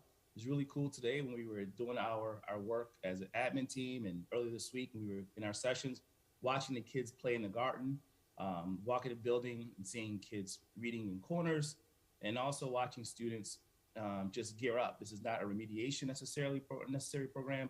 It's really to get kids and keep them active within the school setting, so they come back in September ready to learn, ready to grow. Our students have been all over the city, including these students in the Step to College program. This is a college program that was started by the Konar Foundation, one of our funders, and it started back in 2018, and it's following students from 8th grade through their senior year. And these students are individuals who identified a desire to attend college. And so these students are having good experiences in the summer. They meet throughout the school year, each month, with a team of academic advisors. And these are students who are go on and do great things, and they continue to do great things. This was a program that we opened up to the district 3 years ago. So I'm hoping that we will continue or start to get students from other schools throughout RCSD. Right now, all the students are East students. But again, this is a program that's open to all students in the RCSD. And the end result, my goal is to make sure that every kid who participates in the program for those 4 or 5 years receive a full academic scholarship. And we're already seeing the fruits of that labor with students from last year. In our Vision Care program, we had students and volunteer doctors last week working with community agencies and preparing and making glasses for adults in our community. These eyeglasses were free of charge. And again, it's another opportunity to keep our students mentally and physically active during the summer, and also to understand the importance of giving back to the community and using the skills now that you have to do that. And so I think Logan Newman, the teacher over there at East in the Vision Care department, who continues to create pipelines of success for our students, but also pipelines for our community members who are in need of eyeglass or eyewear or eye exams. So thank you to those students who participated, those volunteer doctors, and of course the teacher, Logan Newman. I can tell you we are ready to rock and roll for the beginning of the school year. Again, we spent the last 3 days really anchored into our data. We had a team of researchers and professors from the University of Rochester give us feedback on our surveys that we take yearly. And we coded those surveys, found themes, and created a plan forward for the upcoming year. To our staff and to our students, we listen. We're going to continue to focus on social emotional learning, parent-community engagement. We're going to focus on climate and culture. And yes, to the students, we're going to work on those bathrooms to make sure that they're a safe place to go, and to and that things are happening there that should not be happening. That came loud and clear in our survey. But I also want to highlight some of the positive. The focus on trusting relationships between the administrators and teachers was a highlight. Another highlight was a collaborative spirit within the school. And the biggest growth that we saw in our surveys this year was a focus on a culturally responsive, anti-racist curriculum. And so I thank those teacher leaders and administrators for making that a focus, and continue to make that a focus. And it is showing up in the classrooms and showing up in our academic spaces. And with that, I am done. Thank you. Thank you, Dr. Mills. Any questions for Dr. Mills? Yes, I'd just like to say thank you and applaud you for the great things that you're doing over there at East, great things that I'm hearing. So keep doing, the work you're doing over there. Much appreciated. Thank you, Commissioner Patterson. Questions for Dr. Mills? Thank you, Dr. Mills. Thank you. We'll go on to resolutions, and our first batch of resolutions are the consent agenda, resolutions 860 through 866. Can I get a motion for those? So moved. Is there a second? Second. Seconded by Vice President LeBron, motion by Commissioner Malloy. Any questions or comments on those resolutions? Any questions? Resolutions 860 through 866. Hearing none. Thank you. Hearing none, all those in favor? Aye. Any opposed? Talia, do we need to have the vote? Yep, the vote is now live. All right. Thank you.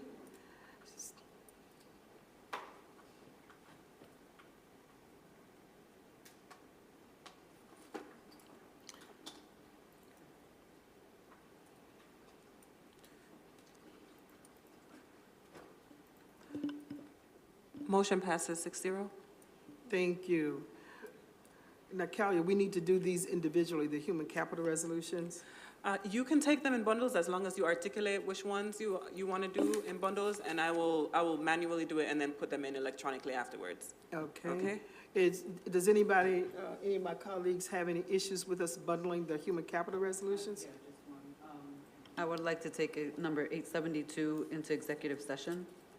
So you bundled 867 down, please exclude. And remove yeah. 872? Yes. Okay, all right. So can I get a motion for resolutions 867 through, I'm just going to go to resolution 877 we're going to take resolution 872 into executive session. Is there a motion? So moved. Moved by Commissioner Malloy. Is there a second? Second. Any comments or discussion on resolutions 867 through 877 minus resolution 872, which is going into executive session? I just had a question on Resolution 875 regarding the Rock Urban Teacher Residency Programs. And I see that both of them, I read the contractor, the proposal, which looks pretty, it's pretty cut and dry. But I notice again, it's University Rochester as well as Nazareth, and it looks like it's 10 fellows per college from what I read. Just wondering, and I also recognize that one will be focusing on one career pathway as, and Nazareth will be focusing on something different, but what are the differences outside of the different career focus pieces? What are the differences in the approaches? Like what, well, maybe I should be asking more so, what is the streamlined outcomes that we're gonna get? I don't even know if that made sense. Thank you for the question. So with these programs, what we're attempting to do is ensure that we can build tomorrow's teachers today by hooking the students that are in programs at these colleges so that there's an incentive that they sign on to commit to work for the Rochester City School District. And so that's where we are with teacher shortages nationally, that we have to have some incentives and hooks. And so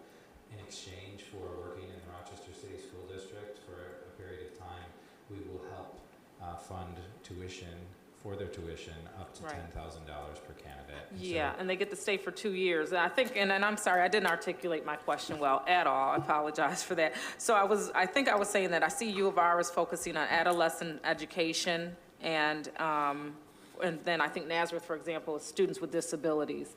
And so I appreciate that there's differences in what's being presented, but I'm wondering, well, how do we get more opportunity for them to both get it? You know how you get cross-training or things like that? Will there be an opportunity to build that out? So we have been in communication with both institutes of higher education and partnering with them to build out a program and for them to work together actually and to exchange and share ideas. And these models are models that other institutes of higher education across the country are trying to do with secondary or with school districts. So we don't want to put all our eggs in one basket. So trying to have focus on diversity recruitment candidates, and then also where our greatest needs are: secondary education content and special education. Okay, thank you. I would just add that we will do things internally with our fellows, right? So if each college has 10, we're going to bring them all together, the 20 from the two places, and connect with the colleges. Vice President LeBron? Is your question? Yeah, I just want to give two comments on Resolution 867. I actually want to congratulate Anthony McCabe on getting his tenureship, and also Maquetanisa Perez over at East Upper as the vice principal, so congratulations to them. Thank you, President Elliott. Thank you, Vice President. Any other comments or questions? Hearing none, all those in favor? Aye. Aye. Any opposed? All right, thank you. And the next set of resolutions is the excuse me. Can I get a motion for Resolution 941? So moved. Second. Second, So you moved said by, 941? yes, L under there. Yes. If I can, so the administration has brought two walk-ons. They had just made them public. So the two walk-ons, the first one is the agreement renewal with Lolly.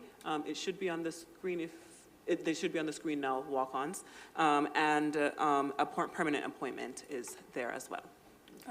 Question, Madam President, do we need to waive the 48-hour rule, or did this information come to us more than 48 hours? Both came after the 48-hour packet was Yeah, released. so can I get can we move? Motion to. Let me just, did we get the, hold on just a second. Did we get the motion for Resolution 941? Did that get completed yet? So do you need me to withdraw the resolution? Why don't you withdraw that? So I officially withdraw the All right, resolution. And I'll thank you, second that. thank you. So you made the motion? Yeah, motion to suspend the 48-hour rule. Second. All right, and Commissioner Powell seconded. Do we need to ask any questions? Just say all of those in favor. Any Wait, questions about that? I don't know, it's a walk-on, though. We've never, I don't recall us suspending the 48-hour rule for a walk-on. we've Sometimes done it's it before. I forgotten, would but just it like is. clarity. Can I just say this, President Elliott? I would just like clarity, because it irks me to no end when we have rules sometimes and we don't follow them others. I just want clarity for the record on how walk-on resolutions, what the process should be for the administration and for the board, from the parliamentarian. Thank you. Commissioner, I don't know if that is an answer I can give you as a parliamentarian. I can tell you generally what the open meetings law says, like to the degree practicable. So every effort should be made. I think the law recognizes that situations are going to occur when it is not practicable, or despite best efforts, you do have to bring things without the requisite amount of time. It should not be a common occurrence, right? It actually should be rare, and instances where you can't typically foresee. I think the board is taking the proper action right now in terms of recognizing it, waiving that requirement, and then deciding whether to, after agreeing to waive it, to consider the resolutions, then voting on the individual resolutions. All right, all those in favor? Aye. Aye. So do we need a resolution to waive? We just did. just That's what we just voted Okay, on. I'm sorry. It's okay, that's all, that's the clarity on. Thank you. Any opposed to the resolution, to the motion? All right, it carries. Okay, so going back to Resolution 941. Is there a motion for Resolution 941? So moved. Second. All right, moved by Commissioner Malloy, seconded by Vice President LeBron. Any discussion on Resolution 941? Hearing no discussion, all those in favor? Aye. Any opposed? And I'm going to oppose it. Okay. The motion passes 5-1. All right, thank you. Can I get a motion for Resolution 942? So moved. It's moved by Commissioner Malloy, Seconded. seconded by Vice President LeBron. Any questions on Resolution 942? I got a comment. Can I give a comment? No, let me give you one first. Congratulations. This resolution is for the appointment of our General Counsel. It is Adrian Neal, and we're so excited about his appointment. I'm sorry that I took your thunder, but I had to do it. So, Vice President LeBron. I also just want to say on record that our general counsel, it's my understanding, just in case, that you are our first person of color to hold a general counsel seat, and you are our youngest general counsel person. So our youngest person of color to hold this seat, and I definitely have to applaud you because I do think that it is an example to all of our students in the district of what they can also become. So I just want to applaud you, General Counsel officially, Neil. And then while we're here, because I don't want to forget, we are welcoming back Rahima, and welcome back if you're watching or listening. I missed your name up front, and I apologize, but Rahima is going to be starting back with the board. And we are very grateful for you to be starting with us, and we welcome you again, so welcome back. Yeah, you know, in addition to having officially General Counsel Neal, I tell you, I'm just so impressed with our board staff, first of all, number one. I mean, I'm just, you know, they're just the best. And to have returning to us Rahima, who was just exceptional and does exceptional work, thorough work, as well as Kalia and Francine and Charisma, just doing great work for us. I just don't want to, I can't speak about it enough. So, and we're tough, you know, we're tough here. So just wanted to welcome you back. You probably shouldn't have left. We didn't want you to leave, but we certainly do welcome you back. Commissioner Powell. Yeah, I want to welcome Adrian Neal, too. I know he values the truth, so it won't hurt his feelings if I tell you Ed Lopez beat you to the title of General Counsel of Color. Just want the truth to be out there, thanks. But the first African-American. Jamaican, the first Jamaican. Say that. So I just want to put it out there, that's the truth. But yes, the first Black Jamaican General Counsel, so, and the youngest, so we're going to applaud that, and we're going to celebrate that. Let us take some props, and we're so excited about that. I'll call you in a minute, Commissioner Patterson. Commissioner Malloy. Thank you. Congratulations. I want to echo the sentiments about our board staff. Thank you for all you do. Congratulations to Adrian. I also wanted to just commend our Human Resources Department, or HCI, as well as the board for engaging in a thoughtful hiring process for the general counsel position. And I'm really glad that we were able to come together and create a process together that was transparent to the community. So thank you. And I'll just finally say, welcome, Adrian. Welcome. Thank you for even taking this on or continuing to take this on. And I was just so thoroughly impressed by you and continue to learn so much. So I appreciate you very much. Commissioner Patterson. Yes, congratulations also for myself. And also I'd like to, and I have it here in my notes, Dr. Miller, and I'd like the public to know that the application process and the way you led it, you're to be applauded for that. So the public should know it was an honest selection. The best man won, but it was a fair process. So that's what I would like the public to know. So thank you for the work you do, Dr. Miller. And thank you, Adrian. Thank you.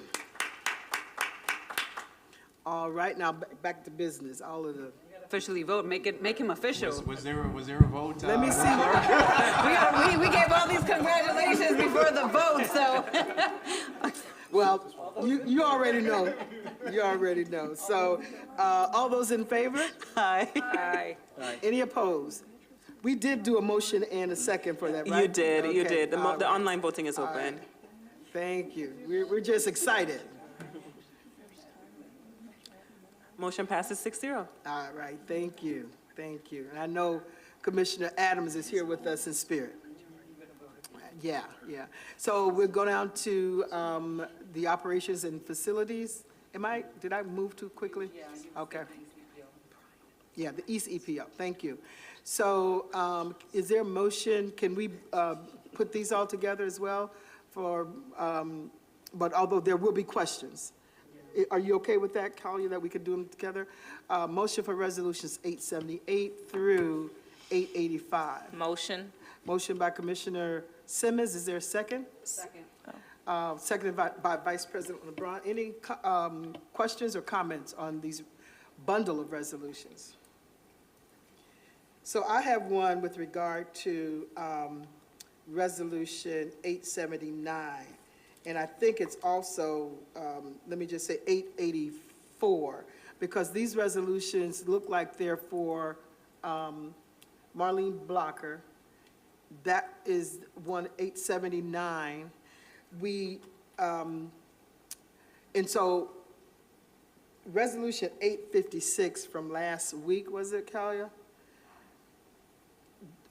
We approved her retirement. And so now what we're doing is we're being asked to approve a resolution for her being interim, and that's Resolution 879. And then there is a Resolution 884, I believe, that enters into an agreement with ASAR. And looks like this is on behalf of Marlene Blocker. So Superintendent Nelms, can you explain what's going on here? Yep, so Marlene Blocker, principal at East, has been with us. Can you talk a little louder? Turn your Sure, yeah, volume I up. said Marlene Blocker, how's that? Yep, Is that good? yep. Okay, yep, so she's the principal at East, as you mentioned, she's been with us for about 8 years. She retired, she's at retirement age, and I begged her to come back because school starts, we want to have her around for most of next school year. Very similar to what Carmen Peluso mentioned in his report, the state has lifted the cap on how many days a retired person can work for last school year and this school year. Is partly due to labor shortage issues.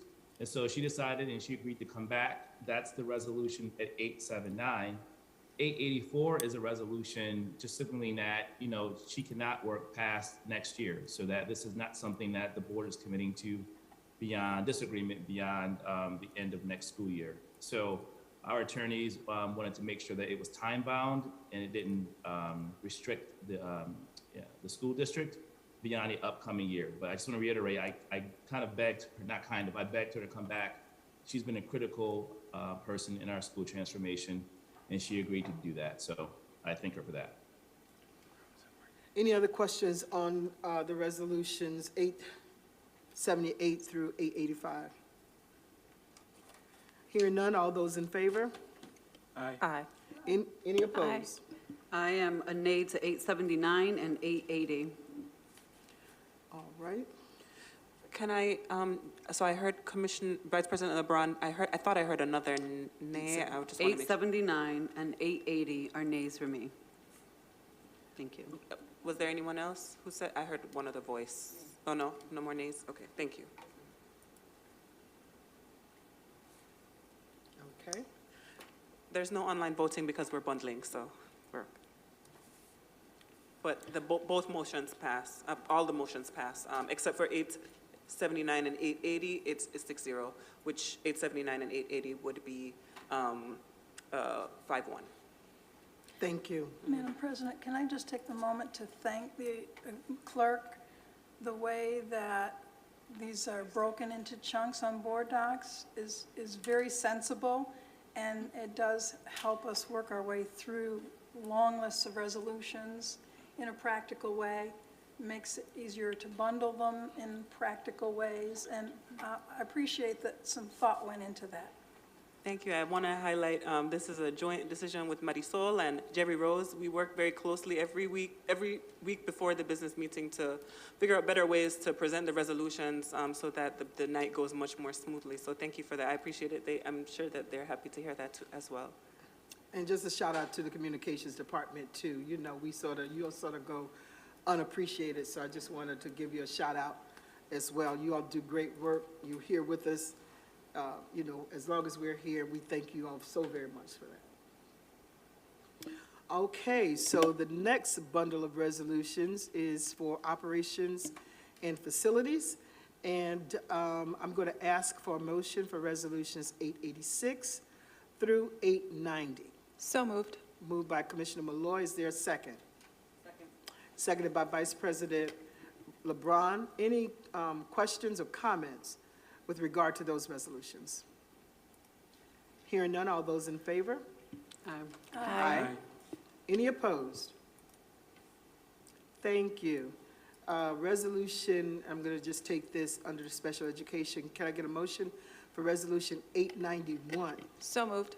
Moved by Commissioner Malloy. Second. Seconded by Vice President LeBron. Any questions or comments on Resolution 891? Hearing none, all those in favor? Aye. Aye. Thank you. The And online then- voting is open for an individual resolution.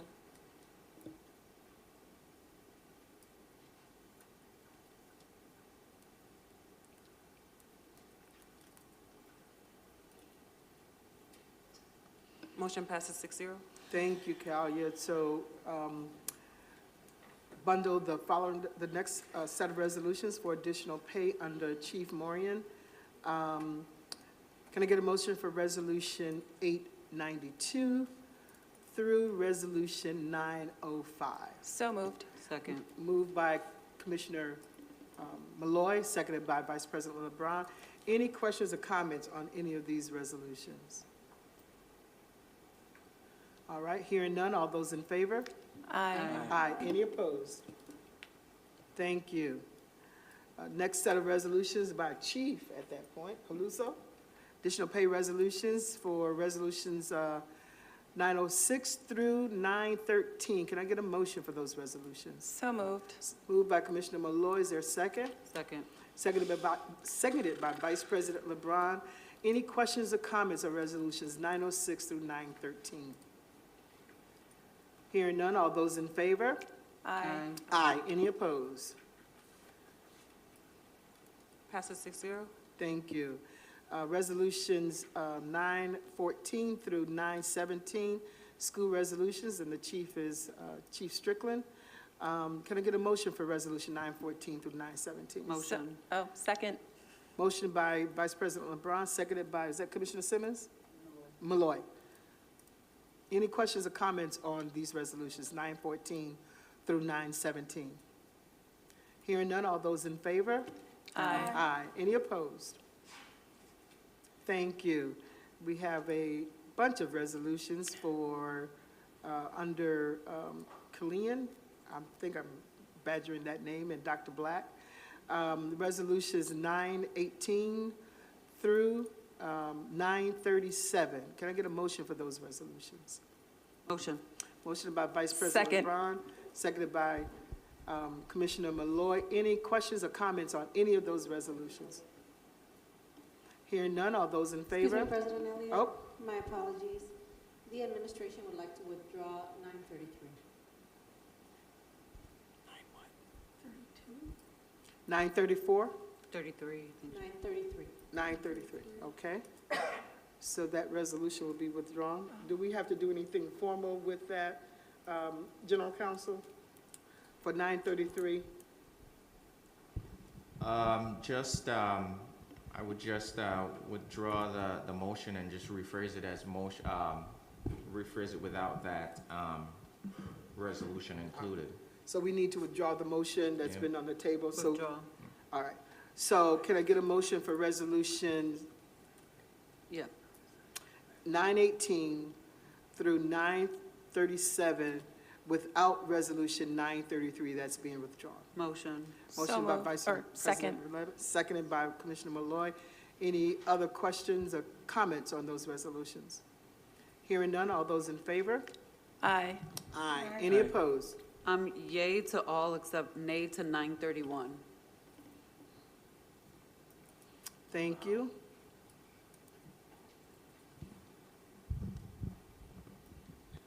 Resolutions pass 6-0 except for 931, which is 5-1, no, Vice President LeBron. All right, Thank thank you. And the next resolution is 938, under other operational resolutions, Morris and Paluso. Is there a motion? So moved. Moved by Commissioner Malloy. Second. Seconded by Vice President LeBron. Any questions or comments on Resolution 938? Hearing none, all those in favor? Aye. Aye. The online voting is open for an individual resolution. Okay.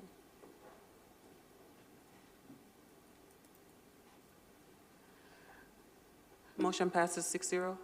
Thank you. So Commissioner Powell, you talked about these resolutions earlier. Is there any other comments you'd like to make about 939? Or should I get a motion on the floor first? Let me get a motion on the floor first. At this point, we're beyond the point of discussion, so I would Yep. just take it to vote. All right. Can I get a motion for Resolution 939 and 940? So moved. Moved by Commissioner Malloy. Is there a second? Second. Seconded by Vice President LeBron.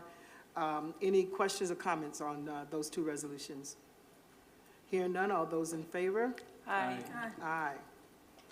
Passes 6-0. And looks like we have, we'll go down to the second readings. You talked about that, Commissioner Powell, about the second readings under unfinished business. We do have policy, Resolution 940. Oh, my goodness, my computer's gone crazy. Motion, We just did that. well, we did the policies that are being revised. We didn't do 940, did we? We did. Oh, that was bundled? I'm sorry, I didn't Yep. pick up on the fact that you'd bundled the two Yep. together. Okay. Yep, yep. So we have some second readings, going down to unfinished business. There's some second readings there that Chairman Powell discussed with us earlier tonight. And then we have we're going to take this particular resolution, fast-track hiring. Actually, into can I just executive address it now? Sure. Because fast-track hiring as a resolution is going to be discussed in executive session, just to get some legal advice before we officially vote on it, and having a clear understanding. And that's all I'll say for now. Thank you. Okay, all right, okay. And down to new business, you want to talk about first readings, Commissioner Powell? These are for policies? If I might go back to The second readings. the second readings and just give folks an opportunity. I'll just, and I won't linger on them, but any comments on policy 3000, superintendent goals and objectives? Any comments on policy 5312.1A, drug-free schools? Any comments on policy 5420, school health services policy? Any comments on policy 5460, suspected child abuse and neglect? Any comments on policy 5500, student records and privacy policy? Any comments on policy 5600, law enforcement and immigration protections for students? Any comments on policy 6200, long-range financial policy? Okay, hearing no comments on any of these on second readings, they will be on next month's agenda as for a vote. The first readings, any comments on policy 1000, community relations goals? Commissioner Malloy, does your microphone indicate you want to speak or no? No? Okay. Any comments on oh, you have a hot mic. Do you want to speak to this? Okay. Any comments on policy 1100, public information program? Any comments and questions on policy 1120, school district records policy? Any comments on policy 1130, media relations policy? Any comments on policy 1150, constitutionally protected prayer in schools? Any comments on policy 1205, recognition of accomplishment policy? Any comments or questions about policy 1240.1, recruiters in schools? Any questions about policy 1500, public use of school facilities? Any questions on policy 1520, public conduct of on school property? Any questions on policy 7000, facilities development goals, or policy 7000E1, the exhibit for that policy? Hearing no questions, concerns, or comments, the public should be aware that they have an opportunity to speak to the board on any of these policies at our next meeting, which is the second reading. It would be considered topics on the agenda because it is a second reading. If you wait for 2 months, it might be too late to have any impact. So if the public has interest in reviewing these policies and bringing something to the attention of the board, next month is the time to do so. Thank you, Madam President. Thank you. The next item on the agenda is the Code of Conduct Committee. I can provide some scope on that? Okay. Yes. So the Code of Conduct Committee is intended to be formed to review the Code of Conduct. The Code of Conduct does have a section in the policy to allow for annual review. Right now, there is no drafted committee, and so this is just an FYI that language has been drafted to consider the recruitment of a committee using some language. I know that General Counsel can speak to that a little bit further as to how that language was created, but it will be up for vote at the August 9th special meeting. But just to let the public be aware that the Code of Conduct is going to be reviewed, and it would be done through this committee, and so the board will consider this committee and the resolution language in the August 9th special meeting, but that is upcoming. So this is just for clarity, this is just language of what that's going to look like? Correct. Okay. All right, thank you. So, but I would also ask my colleagues if there are individuals who you would want to recommend to serve on this committee, then we can talk. Speak to that, though? So I just want to say that myself, Commissioner Simmons, Commissioner Adams, who served on this prior to him even joining the school board, met with the original group that helped create the Code of Conduct in the district, including Rosemary and Mary Adams and so forth. Mary Adams, who was on that committee when she was a board member, and there were a number of us who met with the superintendent and Dr. Black, and there were conversations within there of who would be actually helping to re-lead that charge, but then there was some additional follow-up conversations that needed to be had. So I say that because the committee that already did the original Code of Conduct is very much so interested in coming back to do that work. And unfortunately, with the transitions, had kind of lost their ability to hold those relationships to keep that work going. So I do not want to, one, reinvent the wheel, And two, I'll let Commissioner Simmons speak for herself, but, and Commissioner Adams is not here, so certainly this should be brought back up when he is here so that he can have an opportunity to discuss it. I don't want to speak for him, but I just want to let everyone know that there were some initial conversations and meeting already about this. Thank you. Commissioner Malloy?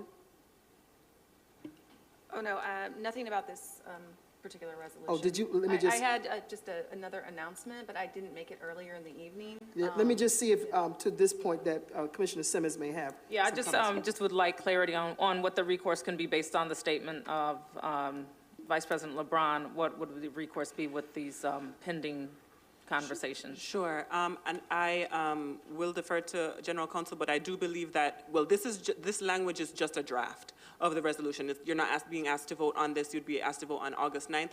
Based on this, I would add another bullet in the list of persons who would be appointed to this committee to include members of the original community task force, so that they would also be included in this, or have an opportunity to participate in this review annually. Yeah, and I can echo that. This was really to kind of accomplish what Commissioner LeBron raised. As you said, you know, folks kind of got dispersed, and so we wanted to put something in place to kind of formally bring people back together. The language in there is based on a prior resolution, but there's also language in there that says, you know, President will consult with commissioners to recommend. So this really allows the board to put together you know, whoever they'd like and feel would be effective in doing this. And this is a draft, and that's why we're having a kind of initial discussion here, so that when it comes up for a vote on approval, and really it's intended to ensure that it doesn't become defunct again, right? So that it continues on an ongoing basis until the board decides otherwise. So the policy is reviewed annually, because that's what the policy actually says, that this committee will review it annually. Thank you. Thank you. All right, let me just look at my agenda. I know. Let me just look where we are in the agenda. All right, so Commissioner Malloy. Thank you, and I apologize, I didn't mention this earlier, but there is a golf scramble that's coming up for School Without Walls. One of our teachers, Susan Hollister-Kronberger, she had established the inaugural School Without Walls golf fundraiser last year. I participated in that, but she wants the board to participate if at all possible. It's a scramble. You don't even need to know how to play golf. But this is going to be August 22nd at 11 a.m., and it's going to be at Locust Hill. It's going to be a really great event, and it benefits the class of 2023 at School Without Walls. But it's a lot of fun, and I just commend this teacher for organizing this each year for our students. All right, thank you. If you could send that in the email with that information, Absolutely, appreciate it. yeah. All right, can I get a motion to go into executive session? For the purpose of legal counsel. And I got it right here, thank you. That's my I was girl gonna give right you that here. motion, but I, That's my girl right here. Yeah, for matters leading to the appointment, employment, promotion, demotion, discipline, suspension, dismissal, or removal of a particular person, or persons or corporations. We're going to receive advice from legal counsel. Is there a motion? Second. All right, thank you. Motion by Commissioner, Vice President LeBron, seconded by Commissioner Malloy. All those in favor? Aye. All those opposed? All right, thank you. We'll go into executive session, and we will adjourn from there. Thank you, everybody. oh, Have a good- actually, no, We I do think have we have one- to come back to vote on a Do we have to come back up here to do that, though? We can take it from We can take it downstairs. from Yep, downstairs. yep, yeah. So good night, everybody.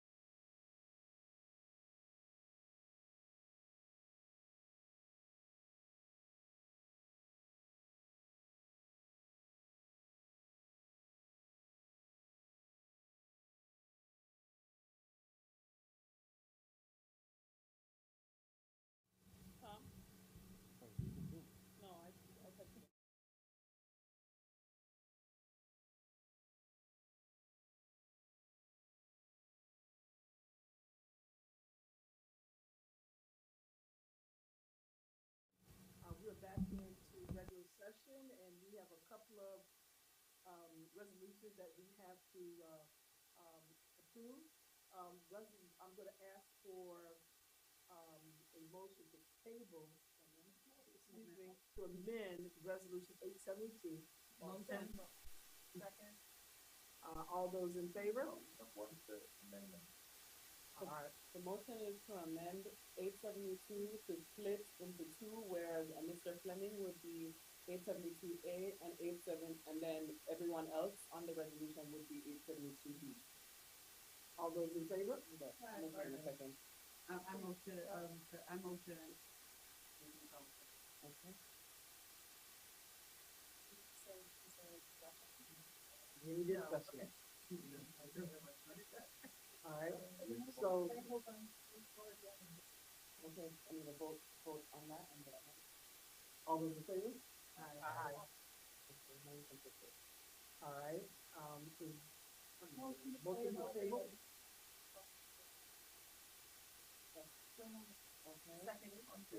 Okay. Until August 9th. Any questions about that, or just directly to a vote? Yep. All right, all those in favor? Aye. Any opposed? Can I get a motion on resolution 942? Oh, excuse me, 872B. Motion? Second? Second. All right. Any discussion on resolution 872B? Hearing none, all those in favor? Aye. Motion for, resolution 943. Is there a second? Any discussion on resolution 943? Hearing none, all those in favor? Aye. Any opposed? Motion to adjourn. Motion. All right, all those in favor? Aye. Night, everybody.